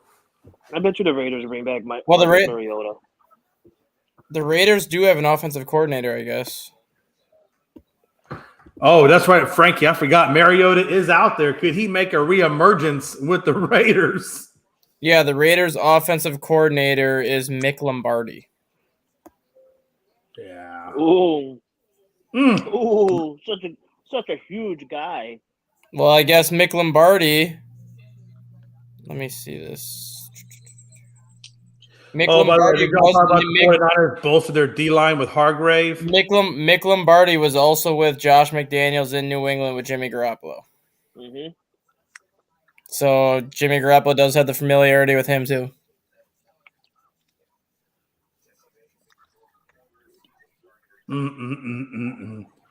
Now that TJ Edwards is going to leave the Eagles and plans to sign with the Bears. Chris, stop worrying about Jimmy Garoppolo's health. All right, just worry about Jonathan Taylor's health. I think Taylor's gonna have a good season this year. He'll be healthy. Yeah, he'll be healthy. Week 3, boom, ankle done, out for the season. Damn it! And the Raiders also added Rob Ryan to their defense. I do like that pickup. Damn, Rob Ryan, he's still around. Holy hell! How does he last longer than his brother? Bro, I don't know. That man is old as dirt. He's not that old. How old do you think Rob Ryan is? Yeah, he's the baby brother, Jay. That's right. Rob Ryan's only 60. Yeah, you're right. No, I forgot he is the baby. I think Rex is the older one. Yeah, Rex is 62 or 63. And then the dad was Buddy. So yeah. I'm sorry, man. I had it twisted. He's smart. I'm pretty sure he had some head coaching opportunities back in the day, but he saw what his brother went through. He said, hell no, I will stick to being a defensive coordinator where it's safe that I know I'll get a job anytime I want. And let's be honest, Frankie, it's not like defensive coordinators aren't making good money. Okay, Right. So you don't have to take all the responsibility, and you still get a really nice paycheck. And you know you're good at it, and that's your specialty. So why would you ever want to leave that for the where you got more stress, more responsibility, whatever? Yeah, Rob Ryan has been promoted to assistant head coach and linebacker coach for the Raiders. Rob Ryan to the Raiders. That I do like that for them. He was with the Raiders last year as a senior defensive assistant, but now Josh McDaniels promoted him to linebacker coach with the assistant head coach title. Let me ask you guys this: like I was telling you earlier, T.J. Edwards, the linebacker for the Eagles, now looks like he is going to sign that $19 million, whatever it was, contract with the Bears. You know, where do you guys see the Eagles' defense going? They got several guys they got to get up under contract. They only have one franchise tag. What do you see with that Eagles defense? Will it still be good, or are they going to lose too many key pieces off of it? Well, They also lost Hargrave. The comment that just Hargrave went to the Niners. that comment that just came up with that C.J. Gardner. Yeah, He's going to go to Arizona to join Jonathan Gannon, who was the defensive coordinator in Philadelphia last year. Is it safe to say now that this Eagles team of last year is not going to be so potent like they were? Well, I don't think they will at all, because I think they're going to lose several defensive players to Arizona to join Gannon, and I'm not going to be surprised if they lose a couple offensive players to the Colts to join Steichen. It goes back to what we were talking about, Jay, right after Super Bowl, where we were saying we thought the Chiefs had a better chance of getting back than the Eagles because of all the players that the Eagles could lose in free agency because they weren't locking them up into contracts. Because eventually the Eagles are going to have to decide who are they going to keep, Miles Sanders, Boston Scott, or the other running back. They're not going to be able to keep all three. So one of those three running backs is going to look for a contract elsewhere, and I could see those guys going to Indy. Isn't that who it was, Gainwell? Yeah, Gainwell. I could see one of those three ending up in Indianapolis as to take on a backup role, but it's still going to be better than what they have right now. Then you look at the wide receiver room. You have Devontae Smith. You have A.J. Brown, who are both going to get long-term extensions. But what happens with Quez Watkins? He's going to be looking for a contract eventually. I could see him end up in Indy. Question: Miles Sanders also is in a contract year. What do you think they do with him? Sign him, release him, try to get a running back in the draft? I think they franchise Miles Sanders, and they try to figure out who are they going to go with as his backup. Do they stick with Boston Scott or do they stick with Gainwell? Are you even available to franchise tag someone? I thought the deadline already passed. He's in the final year of his contract this year, so they can franchise him next year. Oh. So I think they franchise him next year because Boston Scott still has 2 years left and Gainwell still has 2 years left, so they can kind of figure out who they want to go with as the primary backup after that point. Wow. That's interesting. And then, so if Garner Johnson's gone, that gives a Marcus Epps, I guess, will have to step up into that spot unless they address it in the draft.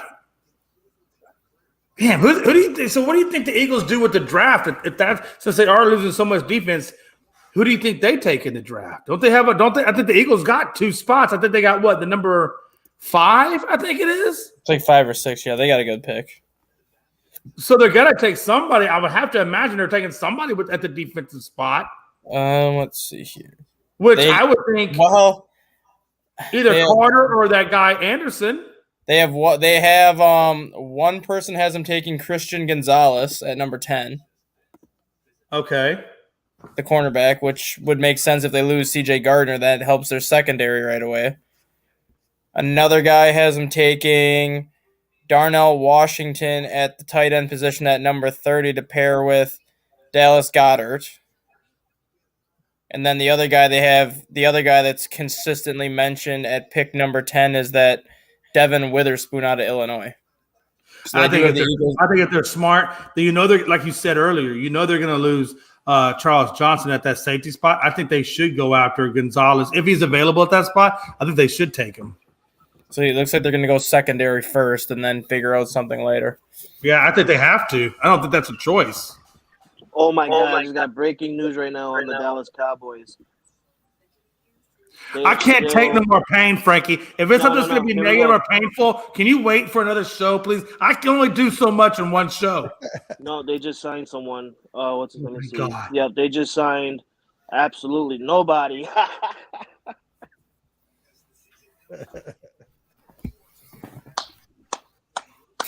What a time to be alive. I don't know what to do with my hands. Oh God. I tell you.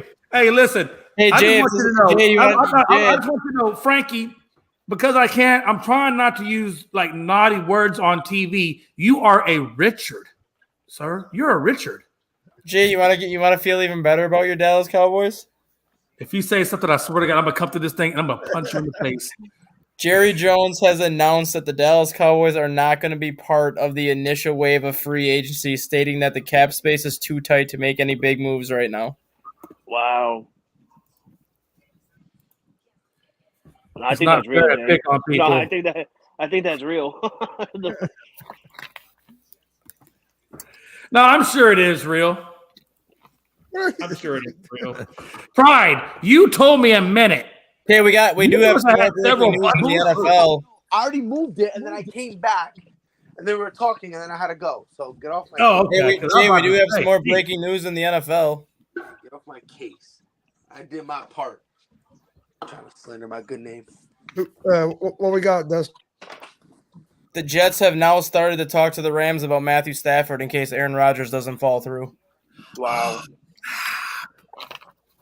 Wow. Could Matthew Stafford get reborn a third time? Nah. I mean, let's be real. Let's be real. Anyone who goes to the Jets as a quarterback has never rebuilt or built or any type. I don't know. You know, if it would have been the old Jets, I would agree with you. But this is under Soleil and some of the moves that they're making. I'm not saying they're going to be Super Bowl worthy. Don't take it that way. But I think it's certainly better to be there in New York than it is with the rebuilding Rams. The Jets will always be the Jets. I don't care how good they look or how good they get on paper. The Jets will always be the Jets.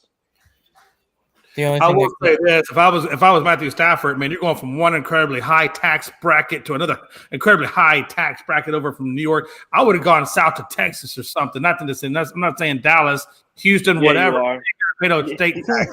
No, you know try to what replace that.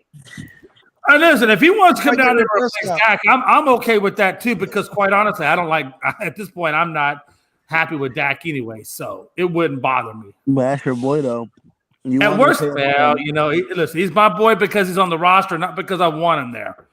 You want to sleep in the same Tempur-Pedic bed he has. So come on, Jay. Stop acting. No, I bet he does have a nice Tempur-Pedic bed. I'll be honest with you. Yeah, he got a Tempur-Pedic bed, but he plays. He got tampons. A piece of shit.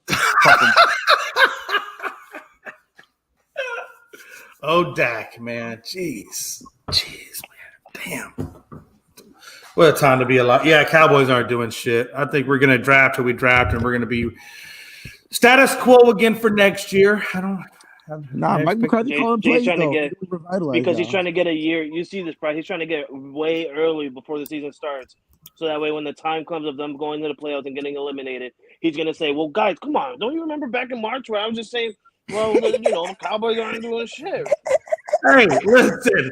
Oh, no, Frankie, I get where you're going with that. I in my older years that I have spent with the Cowboys, I have gone from hope to no hope to it just is what it is. And that's the current state of the mind that I am with the Dallas Cowboys. It just is what it is. I no longer have the delusional thinking that, we can still get there. No, I don't believe that. I think it just is what it is. And if we get there, great. You exceeded my expectations. If we don't, I'm not going to go into the closet and cry because we lost. So I bet you every Sunday you sit in front of the TV off camera saying different shit. The Cowboys win, and you're like, yes, this is the year.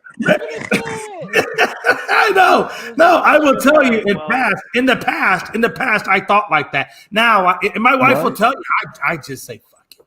Wait, what? How long ago in the past, I say fuck it. Wait, hold on, Frankie. Hold on, Frankie. Jay, what? I say fuck it. Make you think we give a fuck? Yeah. I'm talking to fuck about Dallas, yo. Fuck Dallas, dog. Hey, listen. It is what it is, man. Damn. It ain't. Hey, but let's be honest. It ain't like the Patriots are going anywhere anytime soon. Okay, calm down. Nah, but you want to know what the difference is between the Patriots? But you do have a better coach than we do, so No, it's I'm not even gonna say that. I'm not even gonna say that. We understand it's the rebuild period. You guys are rebuilding and call yourselves a Super Bowl team. It's the delusion. It's the delusion. I don't know what. Hey, listen. Honestly, I don't think Dallas is rebuilding. I don't think they're super. I think Dallas is just one of those teams where, at this point in time, no, seriously, at this point in time, we stay competitive, but we're not. We're like in the middle. Like they're not here. They're not here. They're just completely here all the time. All the time. You guys have been rebuilding for over 25 years. We're not rebuilding. That's the problem. If we were rebuilding, at least I could say, okay, we're going to tear down and start over. They're just comfortably being numb. Like the Pink Floyd song, "Comfortably Numb." We are comfortably numb at just being numb. Well, the reality of the situation, and the reason being is because most of the fans don't hold Jerry Jones accountable, right? I agree. Like outside of Dallas, right? Like every year they can have the same roster, and they'll say it's our year. And Jerry hears that, and when he hears that, he goes, okay, right, I'll tell you. I would love to see one day when Dallas Cowboys fans rise up, go down there to the ranch where Jerry's at. Ranch? No protest. Can we have a small, peaceful, rioted protest? No, you want to know why? You want to know why? I know for a fact that will never. It is a ranch. It's in Dallas. No. You want to know for a fact, Jay? You want to know how I know for a fact that will never happen? How's that? This is a conspiracy theory that I've been living by. I don't think it's fuck it. I'm saying it's true. Fuck it. Jerry Jones doesn't really live in Dallas. He doesn't even live in Texas. He bought a property and he just leaves it there by itself. He doesn't live there, so that way, when that day comes, no one can catch him. Bro, he don't even live in. And he does. Hey, listen, he does have that mega pride. He does have that mega yacht. So I think he just lives on the yacht, and I think he just coasts around. He occasionally comes to land to have his interviews, but other than that, he's just going. You know what he does? Hey, he has that beautiful mega bus too. So he's got the mega bus, he's got the mega yacht, and then he just uses both of them. He don't ride no goddamn bus. He's always on the helicopter. His old ass. That or he lives in Arkansas somewhere. I'm telling you, he don't live in Texas. I'm telling you right now, he does not live in Texas. Like I'm telling you, he don't live in Texas. I'm gonna have to look this up. No, the internet's lying. It's a conspiracy theory, bro. It's a conspiracy theory. Jerry Jones does not live in Texas. Watch. He's gonna come on right before he kicks the bucket. He's gonna say, "And here's my final secret. I've been living in Nebraska my whole life," and then he's gonna flatline. I'm gonna be there. Like, oh shoot, I was right. Watch, bro. He was born in California, and he went to high school and college in Arkansas. I got one better for you. Hey, no, I got one better for you. Jerry Jones isn't a human being. He is a space alien that came down to fuck with the people of Dallas. I mean, in all honesty, I think he could even be a laboratory-created robot out of Area 51 just to fuck with the people of Dallas. I think either one of those two could be real. Jerry Jones owns a home in Destin, Florida. Dude, but you can't hold that around. Look, that man got so much damn money. Hold on, watch this. He like Robert Kraft or every other super high-powered person. They got multiple homes everywhere. But I know one home and it's in my Boston. owner lives in Massachusetts. Fact.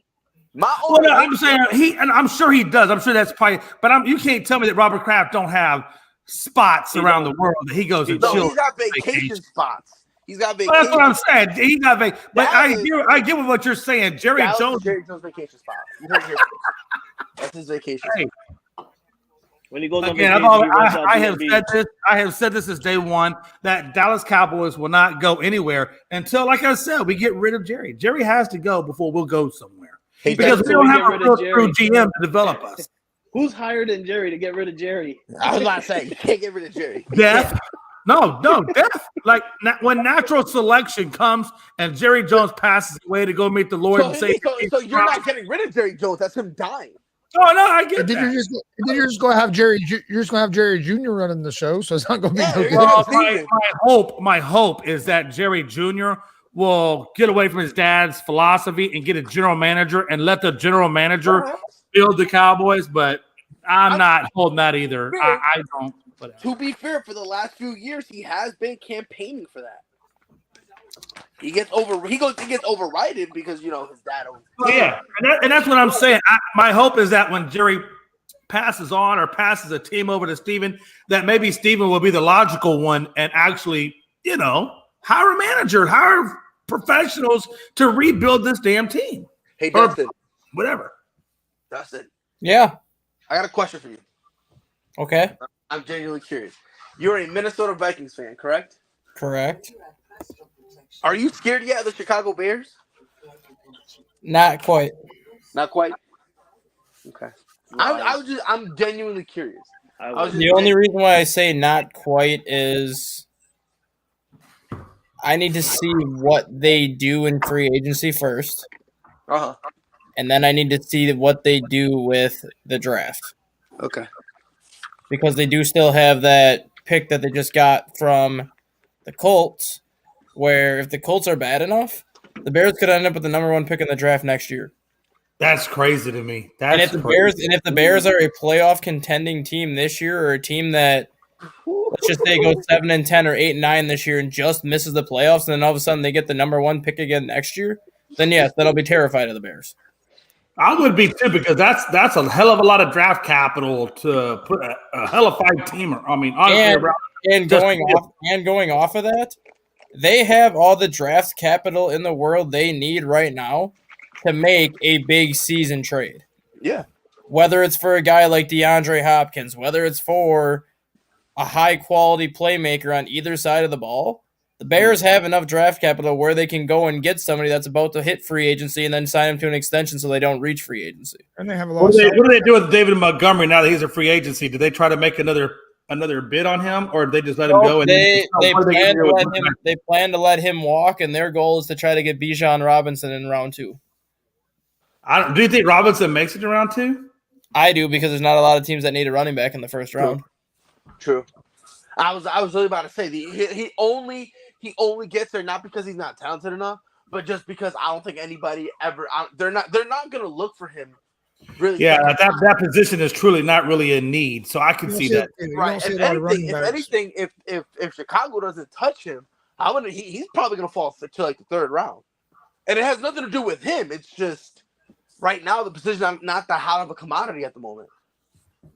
My question is, now that Adam Thielen is no longer with the Vikings, and we know that Adam Thielen has lost a step, and he is a little older in the tooth, does anybody pick up Adam, or does Adam just kind of fade out at this point? For one, Damian, shut your freaking mouth, because Dalvin Cook is still in Minnesota. I was about to say. I don't know what the hell you're talking about, so whatever. Adam Thielen is a 33-year-old, 11-year veteran who's injury-prone and lost a step, so they can let him leave. Minnesota's top priority is to re-sign Justin Jefferson. Their top priority is to re-sign T.J. Hawkinson. T.J. Hawkinson gave Minnesota more production than Adam Thielen gave Minnesota last year. So, yes, Adam Thielen can go away and sign with somebody else. If Dalvin Cook doesn't want to take a pay cut, Minnesota can trade Dalvin Cook too. I'm perfectly happy with rolling. You know who's number 3? You know who's number 3 in catches in Vikings history is Adam Thielen. I didn't realize. He's been there for 10 years. Yeah, I didn't realize he had been there that long, but yeah. And let's be honest here, he was their number 1 until he started falling off, and they got. He was their number 1 until Stephon Diggs came on, and then once Diggs left, it was Justin Jefferson. Right. It's nothing against Adam Thielen. So again, do you think Thielen fades out to no man's land, or do you think another team will take an option? Somebody's going to get him. Somebody's going to take him because he's a very good number 2, and he can be a very good number 3. He's not going to be number 1 anymore, so he's not going to get number 1 money. Me and Pride have been sending a lot of emails and messages to both Robert Kraft and Bill Belichick. I'm telling you right now, I think he gets a 2-year deal. I don't think he goes crazy, right? But I think he gets a 2-year, probably in the area of $30 million. Maybe they give him 15 each. They give him a guaranteed. Let's say he gets a guaranteed 17. The rest is incentive. I think that's a solid deal for him. There's no way he falls to the wayside because he's still I would love good for him to go to the Bears. Yeah, but that's another opportunity. That's another thing too. Have DJ Moore be your number 1. You got Adam Thielen as your number 2, and then you got, I'm not even mentioning Chase Claypool. In my opinion, he's not even on the freaking depth chart. I know, bro. I'm trying to tell Mike, like, get off that Chase Claypool shit. He has no choice. He's got no choice. But I mean, for me, I think there is a market for Adam Thielen. It's just pride. I don't think it's the market he would want. I think he would probably want to get paid, like, have a big contract, like a 5-year contract type of situation. I don't think he's gonna get that. I think he probably gets a 2, maybe a 3-year deal type of thing. But I still think there's a market for him. But to Dustin's point, he's on the wrong side of 30 now. Combine that with the fact that he's just been injury prone lately, like the last 2-3 years. Last 2 years. I mean, this year he was primarily healthy this year, but his production was so minimal after TJ Hawkinson got there that you could see the writing on the walls. But the thing is, he would like the healthiest year he had is when he basically was kicked out of the lineup. Yeah, after they got TJ Hawkinson, basically they forgot they had Adam Thielen on the roster. They forgot. And KJ Osborne came out of nowhere to be a solid number 2. Yeah, he stepped up. Well, I think it was like week 4 he stepped up, and he's been running with it ever since. So I just think it's a situation for Adam Thielen where I do think he can go somewhere, but I don't think he'll get what he wants. I think there's going to be a moment where he needs to get humbled and probably, maybe even a 3-year, $30 million. He's not getting $10 million a year with incentives. I think so, because he was only getting paid $7.6 million with Minnesota. Right, but if it's a shorter deal, they'll probably front load that money. You see what I'm saying? I realistically don't see him getting more than $6 million a year. He'll probably get like 6 guaranteed, and they'll probably give him the rest incentive based. That could be, but like straight up money, I could see him getting like a 3-year 18. I'm not talking straight up money. I'm talking about the totality of the contract, which like I said, he'll probably get like probably 7-year guaranteed, and then the rest to give him the $10 million would be $3 million based off incentives. Yeah, depending on yardage, catches, accolades, stuff like that. So yeah, I mean, I do think he can still get like a 3-year, $30 million deal. But there's a legitimate chance it'll be heavy, very heavy on incentives because outside of last year, like the last 3 years prior to that, he's just been injury prone. I just love how Damien puts that comment that I should be scared that Adam Thielen's leaving. Scared of what?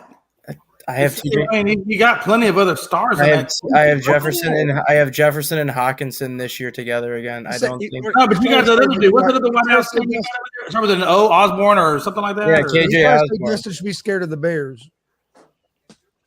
I mean, the Bears are going to put up a team though. Now, especially like Dustin said, if they really do well in free agency, I mean, there's a lot of opportunities there for them. Question: What's today? March 13th. Yes, you heard it here first. Chicago Bears winning the division. Oh, damn. Yeah, well, and let's be honest. I mean, let's be honest though. If Rodgers does decide to go to the Jets, and then Jordan Love has to step up, I think that does kind of take Green Bay out of the equation a little bit. Then who do you got left? I'm picking Detroit to win that division next year. Detroit, Jesus, man. Yeah. I'm picking Detroit to win that division next year. Hold on, Jay. Bro, let's be Detroit? Real, Jay. Yeah, I'm picking Detroit to win the NFC North next year. That's a weird way of saying Chicago. Even if Green Bay wants to still have Aaron Rodgers on their team, the Packers will still be third at best in that division. Yeah. I mean, I'm not going to deny that. I'm not even going to say you're wrong, Frankie. I tend to believe where Dustin is at, where I think Detroit. I mean, if they can pick up those 2 key pieces for their defense, Detroit's going to be a scary team out of the North, honestly. Dustin, I got some news for you, Dustin. The Vikings have agreed to terms with tight end Josh Olave. Can't even say his name. That's crazy. Anyways, what's his name? Chicago out here smoking a pack, bro. We smoking a pack, bro. We don't even care. We don't even care. Minnesota bums. Detroit bums. Packers bums. Get out of here. That's right. Are you done? I'm a Chicago Bears fan for this year. He's like, no, I'm not done. I'm just getting started. Yo, Chris, what's your team again? Colts. Bums. I don't care. I don't care. I don't care. Chicago versus the world, yo. Chicago Bears more specifically, because Justin Fields, that's my boy. That's my boy. You feel me? I'll be dapping him. No, but seriously, hey, Gonzo, let me ask you this. How do you feel about the Colts in this draft? You guys are at 4. I mean, are they going to make the right decisions? I mean, how do you think about this? They're either going to take Levis or Richardson, and we'll see what happens from there. But they got, I mean, they need a quarterback, but they have holes at offensive line, receivers. I mean, they got a lot of different places. You know, honestly, I'm really glad you didn't do like what Carolina did. And I'm not, trying to just Carolina, but I'm glad you guys didn't give up the farm this year. I thought if you were going to give up the farm, I thought Caleb Williams next year would have been a good opportunity. And you may not even have to give up the farm. If you guys actually suck really bad next year, you may not have to give the farm. You may just naturally get Caleb Williams right off the rip. But at the end of the day, I think Caleb Williams is more – if you're going to give up the farm, that's more of a quarterback I'd give up the farm for. Well, I like next year's quarterback class better with Williams and May and them guys coming out. Yeah. Oh, yeah. Derek May out of North Carolina. Yeah. Spencer Rattler. You guys remember him? Yeah. Out there in South Carolina, baby. But I don't know, Rattler. I mean, Pride, what's your thought on Rattler? I mean, like, how good do you I've been saying this forever. He's mid. Oh, my God. Oh, my God. Yeah. And Dustin, that's why I was saying that I wanted you to God, it's like you just hit the clitoris on kidding me, Dustin or Daniel? something. Oh, my God. Go ahead. Oh, my God. Justin Jefferson. Woo-hoo. Justin Jefferson. The number one is – oh, my God. Oh, my God. Holy hell. Dustin about to catch an aneurysm. He don't know what to do right now. Hold on. See, and this is what I hate about people. Why are we disrespecting Kirk Cousins? I mean, let's see. Kirk Cousins, fourth in the NFL in yardage the last 3 years. Third in the NFL in touchdown passes the last 3 years.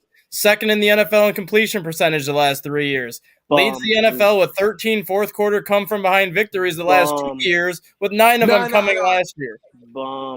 Nah, bro. He's not Jamar Chase, though. Cousins is definitely not the issue in Minnesota. Hey, real quick. Hey, Anthony Price said, he said Cowboys top 15 pick next year. I hope so. Yeah. I really do. I hope we can crack that top 15 somewhere. The Buccaneers might be signing a new quarterback. Baker Mayfield. Yep. That's my boy right there. See, imagine that. Wait. What did you just say about Baker? Baker Mayfield's flying to Tampa Bay tomorrow to meet with Tampa Bay. Let that sink in. Close your eyes. You go from Tom Brady to Baker Mayfield. Your franchise is in good hands. Now, I will say this, Pride. I will say this. If you are Baker Mayfield, and, obviously we know Baker's taking a huge dump down, but then you get weapons like Godwin, Jones, and Mike Evans. No, what I'm saying is it possible that he could just be nothing more than a game manager, but be a good game manager and do something with that? It's possible that he could be a bum. No, I get that because my theory is with this. If he does, in fact, sign with Tampa, and if he can't do anything with that Tampa team, then I got to imagine that he is just done in the NFL. I don't know. Because he's had so many opportunities to do Why do we blame it on the quarterback? We should be blaming it on Todd Bowles. I mean, I'm blaming it more on injuries because you also got to remember, you got key guys going down. Think about it. I love Tom Brady was with them last year and they were under 500, right? Right. So it's like. Well, that's true though. That's a good point. You see what I'm saying? So now you get Baker Mayfield in there, and it's like you still got virtually the same cast, right? The same pivotal guys are getting hurt. So it's a situation where it's like, unless Baker Mayfield is bringing a secret where they won't ever get hurt, Tampa might as well just blow it up. Trade Evans, trade Godwin. That's what I was thinking. Are we now at the point where they just got to blow it up and start over? I mean, think about it. They did. I mean, that's a good point. They did what the Rams did before the Rams did it. They went all in on 1 year, won it. Congratulations. But ever since then, they've been like at least 2 steps behind.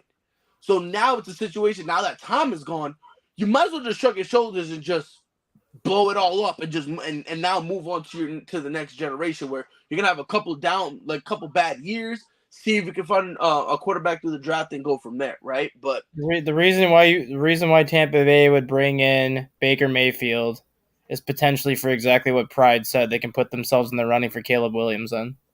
Hold on. Baker Goatfield. Let's respect him.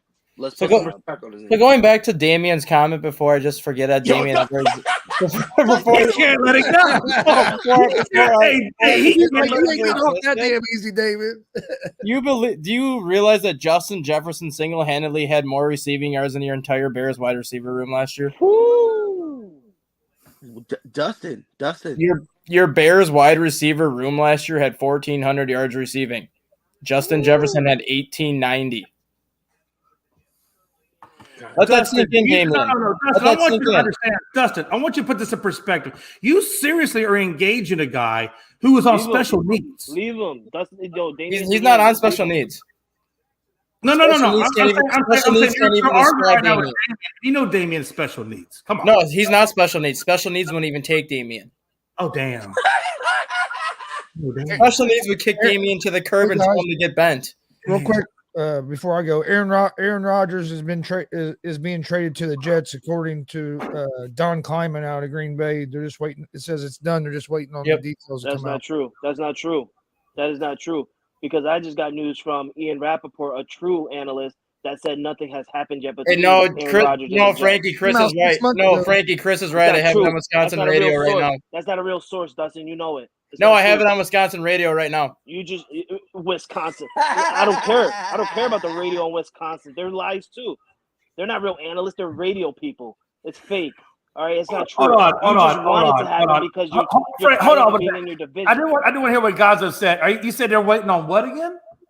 You just don't have the details of what the full trade is, but it says that Packers finally have a new QB in 2020, first-round pick Jordan Love. And then it says, after that, it said QB Aaron Rodgers being traded to the Jets. They're just not releasing what the terms of the deal are. Corey Davis and CJ Uzama were mentioned in the deal. So the question is, are the Packers getting both or are they getting one? And this guy sources Trey Wingo. Trey Wingo's one that's reporting it. It's not real. I don't believe it. I'm not going to believe it. You know what? I was going to say, it says he's hearing that it's actually that it went through. And they're just you know what I'm hearing though? Hey Chris, do you know what I'm hearing from Frankie C? What I'm hearing from Frankie C is he's nervous. Nervous about what? He's nervous that Rodgers is going to the Jets, and he doesn't want to believe that. I don't know. It's gone. It's done. I'm not nervous. Hold on. For one, I am not nervous. There's nothing to be nervous about because I, for one, see the experience of Jet quarterbacks. And Aaron Rodgers is going to be just another next Brett Favre when he goes to the Jets, all right? He's going to be doo-doo. He's going to be trash. I don't care how good of receivers they got, Jay, all right? It is official, though. Dustin, question. That has, like, any of the stuff, like the actual trade details been leaked? Or has it just been confirmed that he's now a Jet? Aaron Rodgers is going to the Jets in exchange for 4 draft picks and a player. The player has not been mentioned yet, and Packers are most likely going to get the Jets' first-round pick this year and next year. Damn, 4 picks for Aaron at 30. Wow. Okay, shit. Okay. I mean, but I will say this, though, because, I mean, Jay, because you were implying that Frankie was nervous. I will say this. I'm not nervous at all. And I don't think Frankie is either, because where Aaron Rodgers is in his career, he's where Tom Brady was when he left New England. I'll give you that. But you still need, like, you're no longer elevate guys. Well, the question for Aaron Rodgers elevating was always there, but he definitely can't elevate anyone now. Now you're going to a young core, and you need to elevate. Like, it's, I don't know. They're hoping that he can elevate Garrett Wilson. That's pretty much what they're hoping. That probably is, but they just gave away 4 draft picks, so it's not like they're going to get a wide receiver of the future. A true wide receiver one to really bring over there to complement Gary. I mean, settle down, because Gary's a wide receiver one. Settle down. No. But this way, I don't mean like there's other dominoes that are going to fall. I'm just saying they're not going to be able to bring a wide receiver great enough to really bring over. I don't think to complement. There's other dominoes that are going to fall. Oh, I'm sure there are. Meaning, Randall Cobb is planning to go with him. Oh my God! Look at that. And yeah, you got. Oh my God! I don't even want to say anything anymore. I'm just gonna laugh. I'm just gonna laugh at the Jets organization as I continuously do for the past. Who's next? Alan Lazard. Hey guys, hey, great show, guys. I gotta go, but Jay's gonna close it out. All right, bro. See you, Chris. What is it like? Is it like a Green Bay 2.0? What's going on? Nathaniel Hackett is who he actually wanted to play. Wow, no. You know what I think it is, Brian? You really want to know what I think it is? I think the reason he picked the Jets is because the only color he feels like he looks good in is green. Well, green is the color of money, Pride. I mean, Frankie, green is the color of money. Well, whatever reason he found, he thought of going to the Jets was the wrong reason. Well, regardless of whatever reason is, let me ask you guys a question. Now that they are officially turning the reins over to Jordan Love, what's the expectation for Jordan Love? Now, we haven't seen a lot of him, obviously, but let me ask you guys, round robin it, like, what is y'all's and what is your expectation? Boom, bust. What do you think is going to happen with Jordan at this point? He's gonna have a shitty first year. Mm-hmm. He's gonna have a shitty first year. No, but I mean, long term, what do you see for Jordan with the Packers? It's hard to say because Mm-hmm. if he doesn't perform anywhere close to the level that Brett Favre or Aaron Rodgers did, they're going to view him as a bust. And that's such a tough rap for him to handle because you can't expect him to perform at the level that Aaron Rodgers and Brett Favre did. Yeah, but Dustin, you have to give this man more than just 1 year. You got to look at. Oh no, I know, I you- agree. you- They need to give him at reminisce- least 3 or 4 years minimum before they can say he's a bust. But at the same time, if they make the playoffs once in the 4 years, or not even make the playoffs, people are going to be like, "Well, he's terrible." Well, what do you have to compare him to? You have 2 Hall of Fame quarterbacks that were there for 33 years to compare him to. You can't expect him to play at a Hall of Fame level just because you've had 2 Hall of Fame quarterbacks there for 33 years. And a lot of the talent that was there when Rodgers and Favre were there are not going to be there now for Jordan Love. At this point, if I'm Jordan Love, I only have one goal. Like for this year, I only have one goal: don't get benched. That's the only goal I have around if I'm Jordan Love. And if Aaron, Even if they Jones did bench him, Pride, like who the hell do they really have coming behind him at this point? I mean, they do. Well, They it doesn't do. matter It's- because I'm just saying in general. Oh yeah, no, There's no okay. reason to bench you.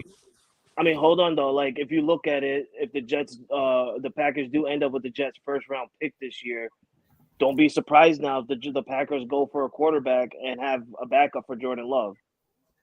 I don't know about Just that. saying. Just saying. What What other pick- route? what- What other route can they go? What pick is it? What pick is it? whatever Jets have in the first round this year, which is what, 14? Yeah, they have the 14th pick right in front of the Patriots. I don't know. I don't know if they do that. But I mean, even so, maybe you leave Jordan Love, let him be trash, go go get a 2-win season. Well, the And other then go thing, next the other year. thing that's being talked about now too is if this does happen, Aaron Rodgers is next, or Aaron Jones is next to be traded. Oh, 100%. So the Packers are basically entering a full-blown rebuild at this point, where they're going to just try to accumulate as many picks as possible.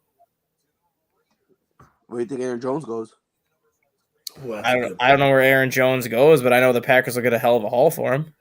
Yeah, that's a lot of free Hey, if agents. I was Aaron Jones, I'd be trying to get over there to Buffalo, man. Buffalo really does need a – unless you just really believe in Mike Singletary. I think Jones could do well over there with Josh Allen. I don't think Buffalo right now is looking for offensive people. They know that they're losing two of their biggest names on defense. They definitely have to focus on defense right now, and especially not Well, having that's their true. defensive coordinator come in for this year. He's taking a year off. So if I'm Buffalo, your main focus right now is defense. Josh Allen got the offense under control, no doubt about it. Wow. But then again, I don't give a damn because I hope they tank too. Crazy, bro. Life is strange, bro. Life is strange. Watch, bro. Watch. The Bills are gonna tank. Aaron Rodgers is gonna tank for the Jets. Tua Tagovailoa is gonna get hurt. Mike White's gonna tank for the Miami Dolphins, and then that's where the Patriots come to reign supreme again, baby. Oh, Under my Lord. boy. Hey, you Cowboys Under fans. my boy. Frankie, you guys can take Aaron Jones. What? You guys can take Aaron Jones. Nah, we're good. Yeah, I love who I got. I'm good with who I got. We're good with Ramondre Stevenson. I'm good. I'm solid over here. I'm chilling. Trust me, boy. But I mean, if we just giving people away, Dustin, if you offer to give people away, Dustin, I mean, Justin Jefferson he never looked good in purple. You feel me? I feel like Navy Blues the way. I mean, the guy did go to LSU, so he's been in purple his whole life. And he looks ugly in it. He looks trash in it. So put him in blue, and all of a sudden, I watch how great he'll be. I mean, Justin, if you want to give us Justin Jefferson, Dustin, we don't mind giving you the 14th pick in the first round this year.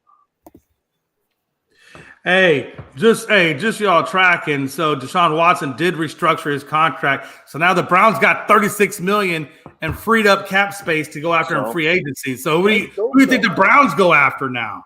He Does it really matter? The contract like he restructured those accusations. Lit as fuck, bro. Get your money, homie. I mean, it really doesn't matter for the Browns at this point, right? I don't think the Browns are going to do anything next year. No. If anything, they're just going to. Amari as your number one, respectfully. I mean, come on, bro. Like you literally had a good team last year, and you finished in last place. No, that's true. Like really. Like, well, what is it? Let me ask you this though. Hey, that was Deshaun coming back after 2 years off. Now that he's had a full off season, he'll have a full accoutrement of games to play. What's the expectation, or what do you think, Deshaun? Will he bounce back, go back to the old form, or is he on the decline? I mean, what do we expect from Deshaun? Accruement, not accumate. Accruement.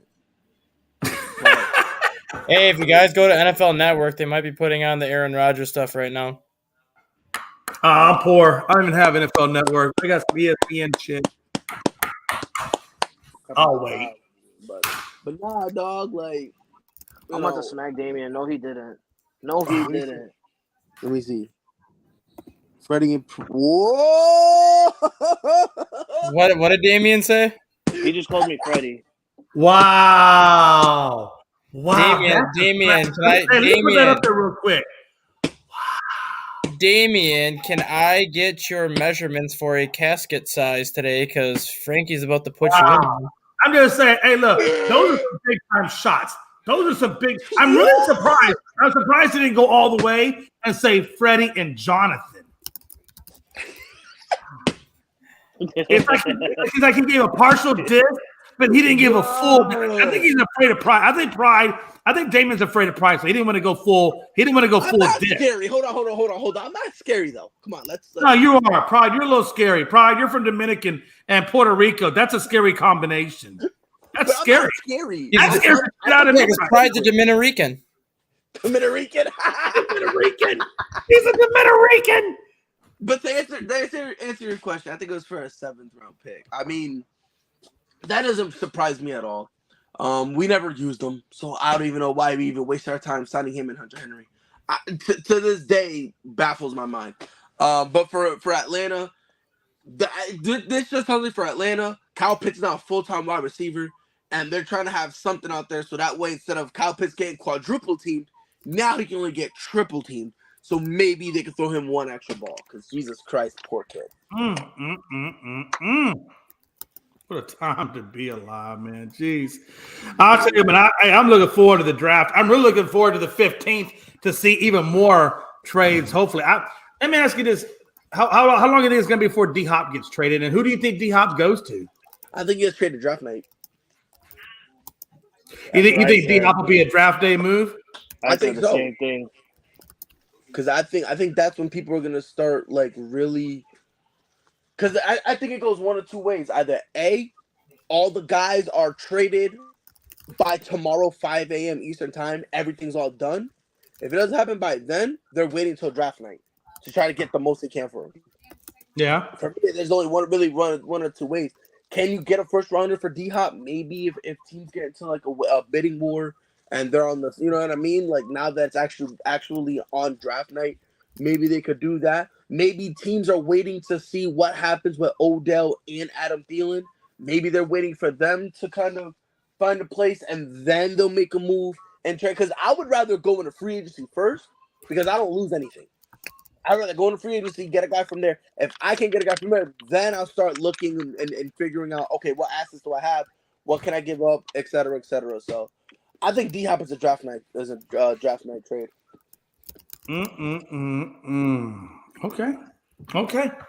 Okay, folks. I got to get on out. I got things I got to get done today. But damn, we've been 2 hours in this show. It only feels about an hour and a half. We're going to do a real quick final thoughts, and we're going to get up on out. Pride, we're going to do your direction, and we're going to do counterclockwise, man. Final thoughts, brother.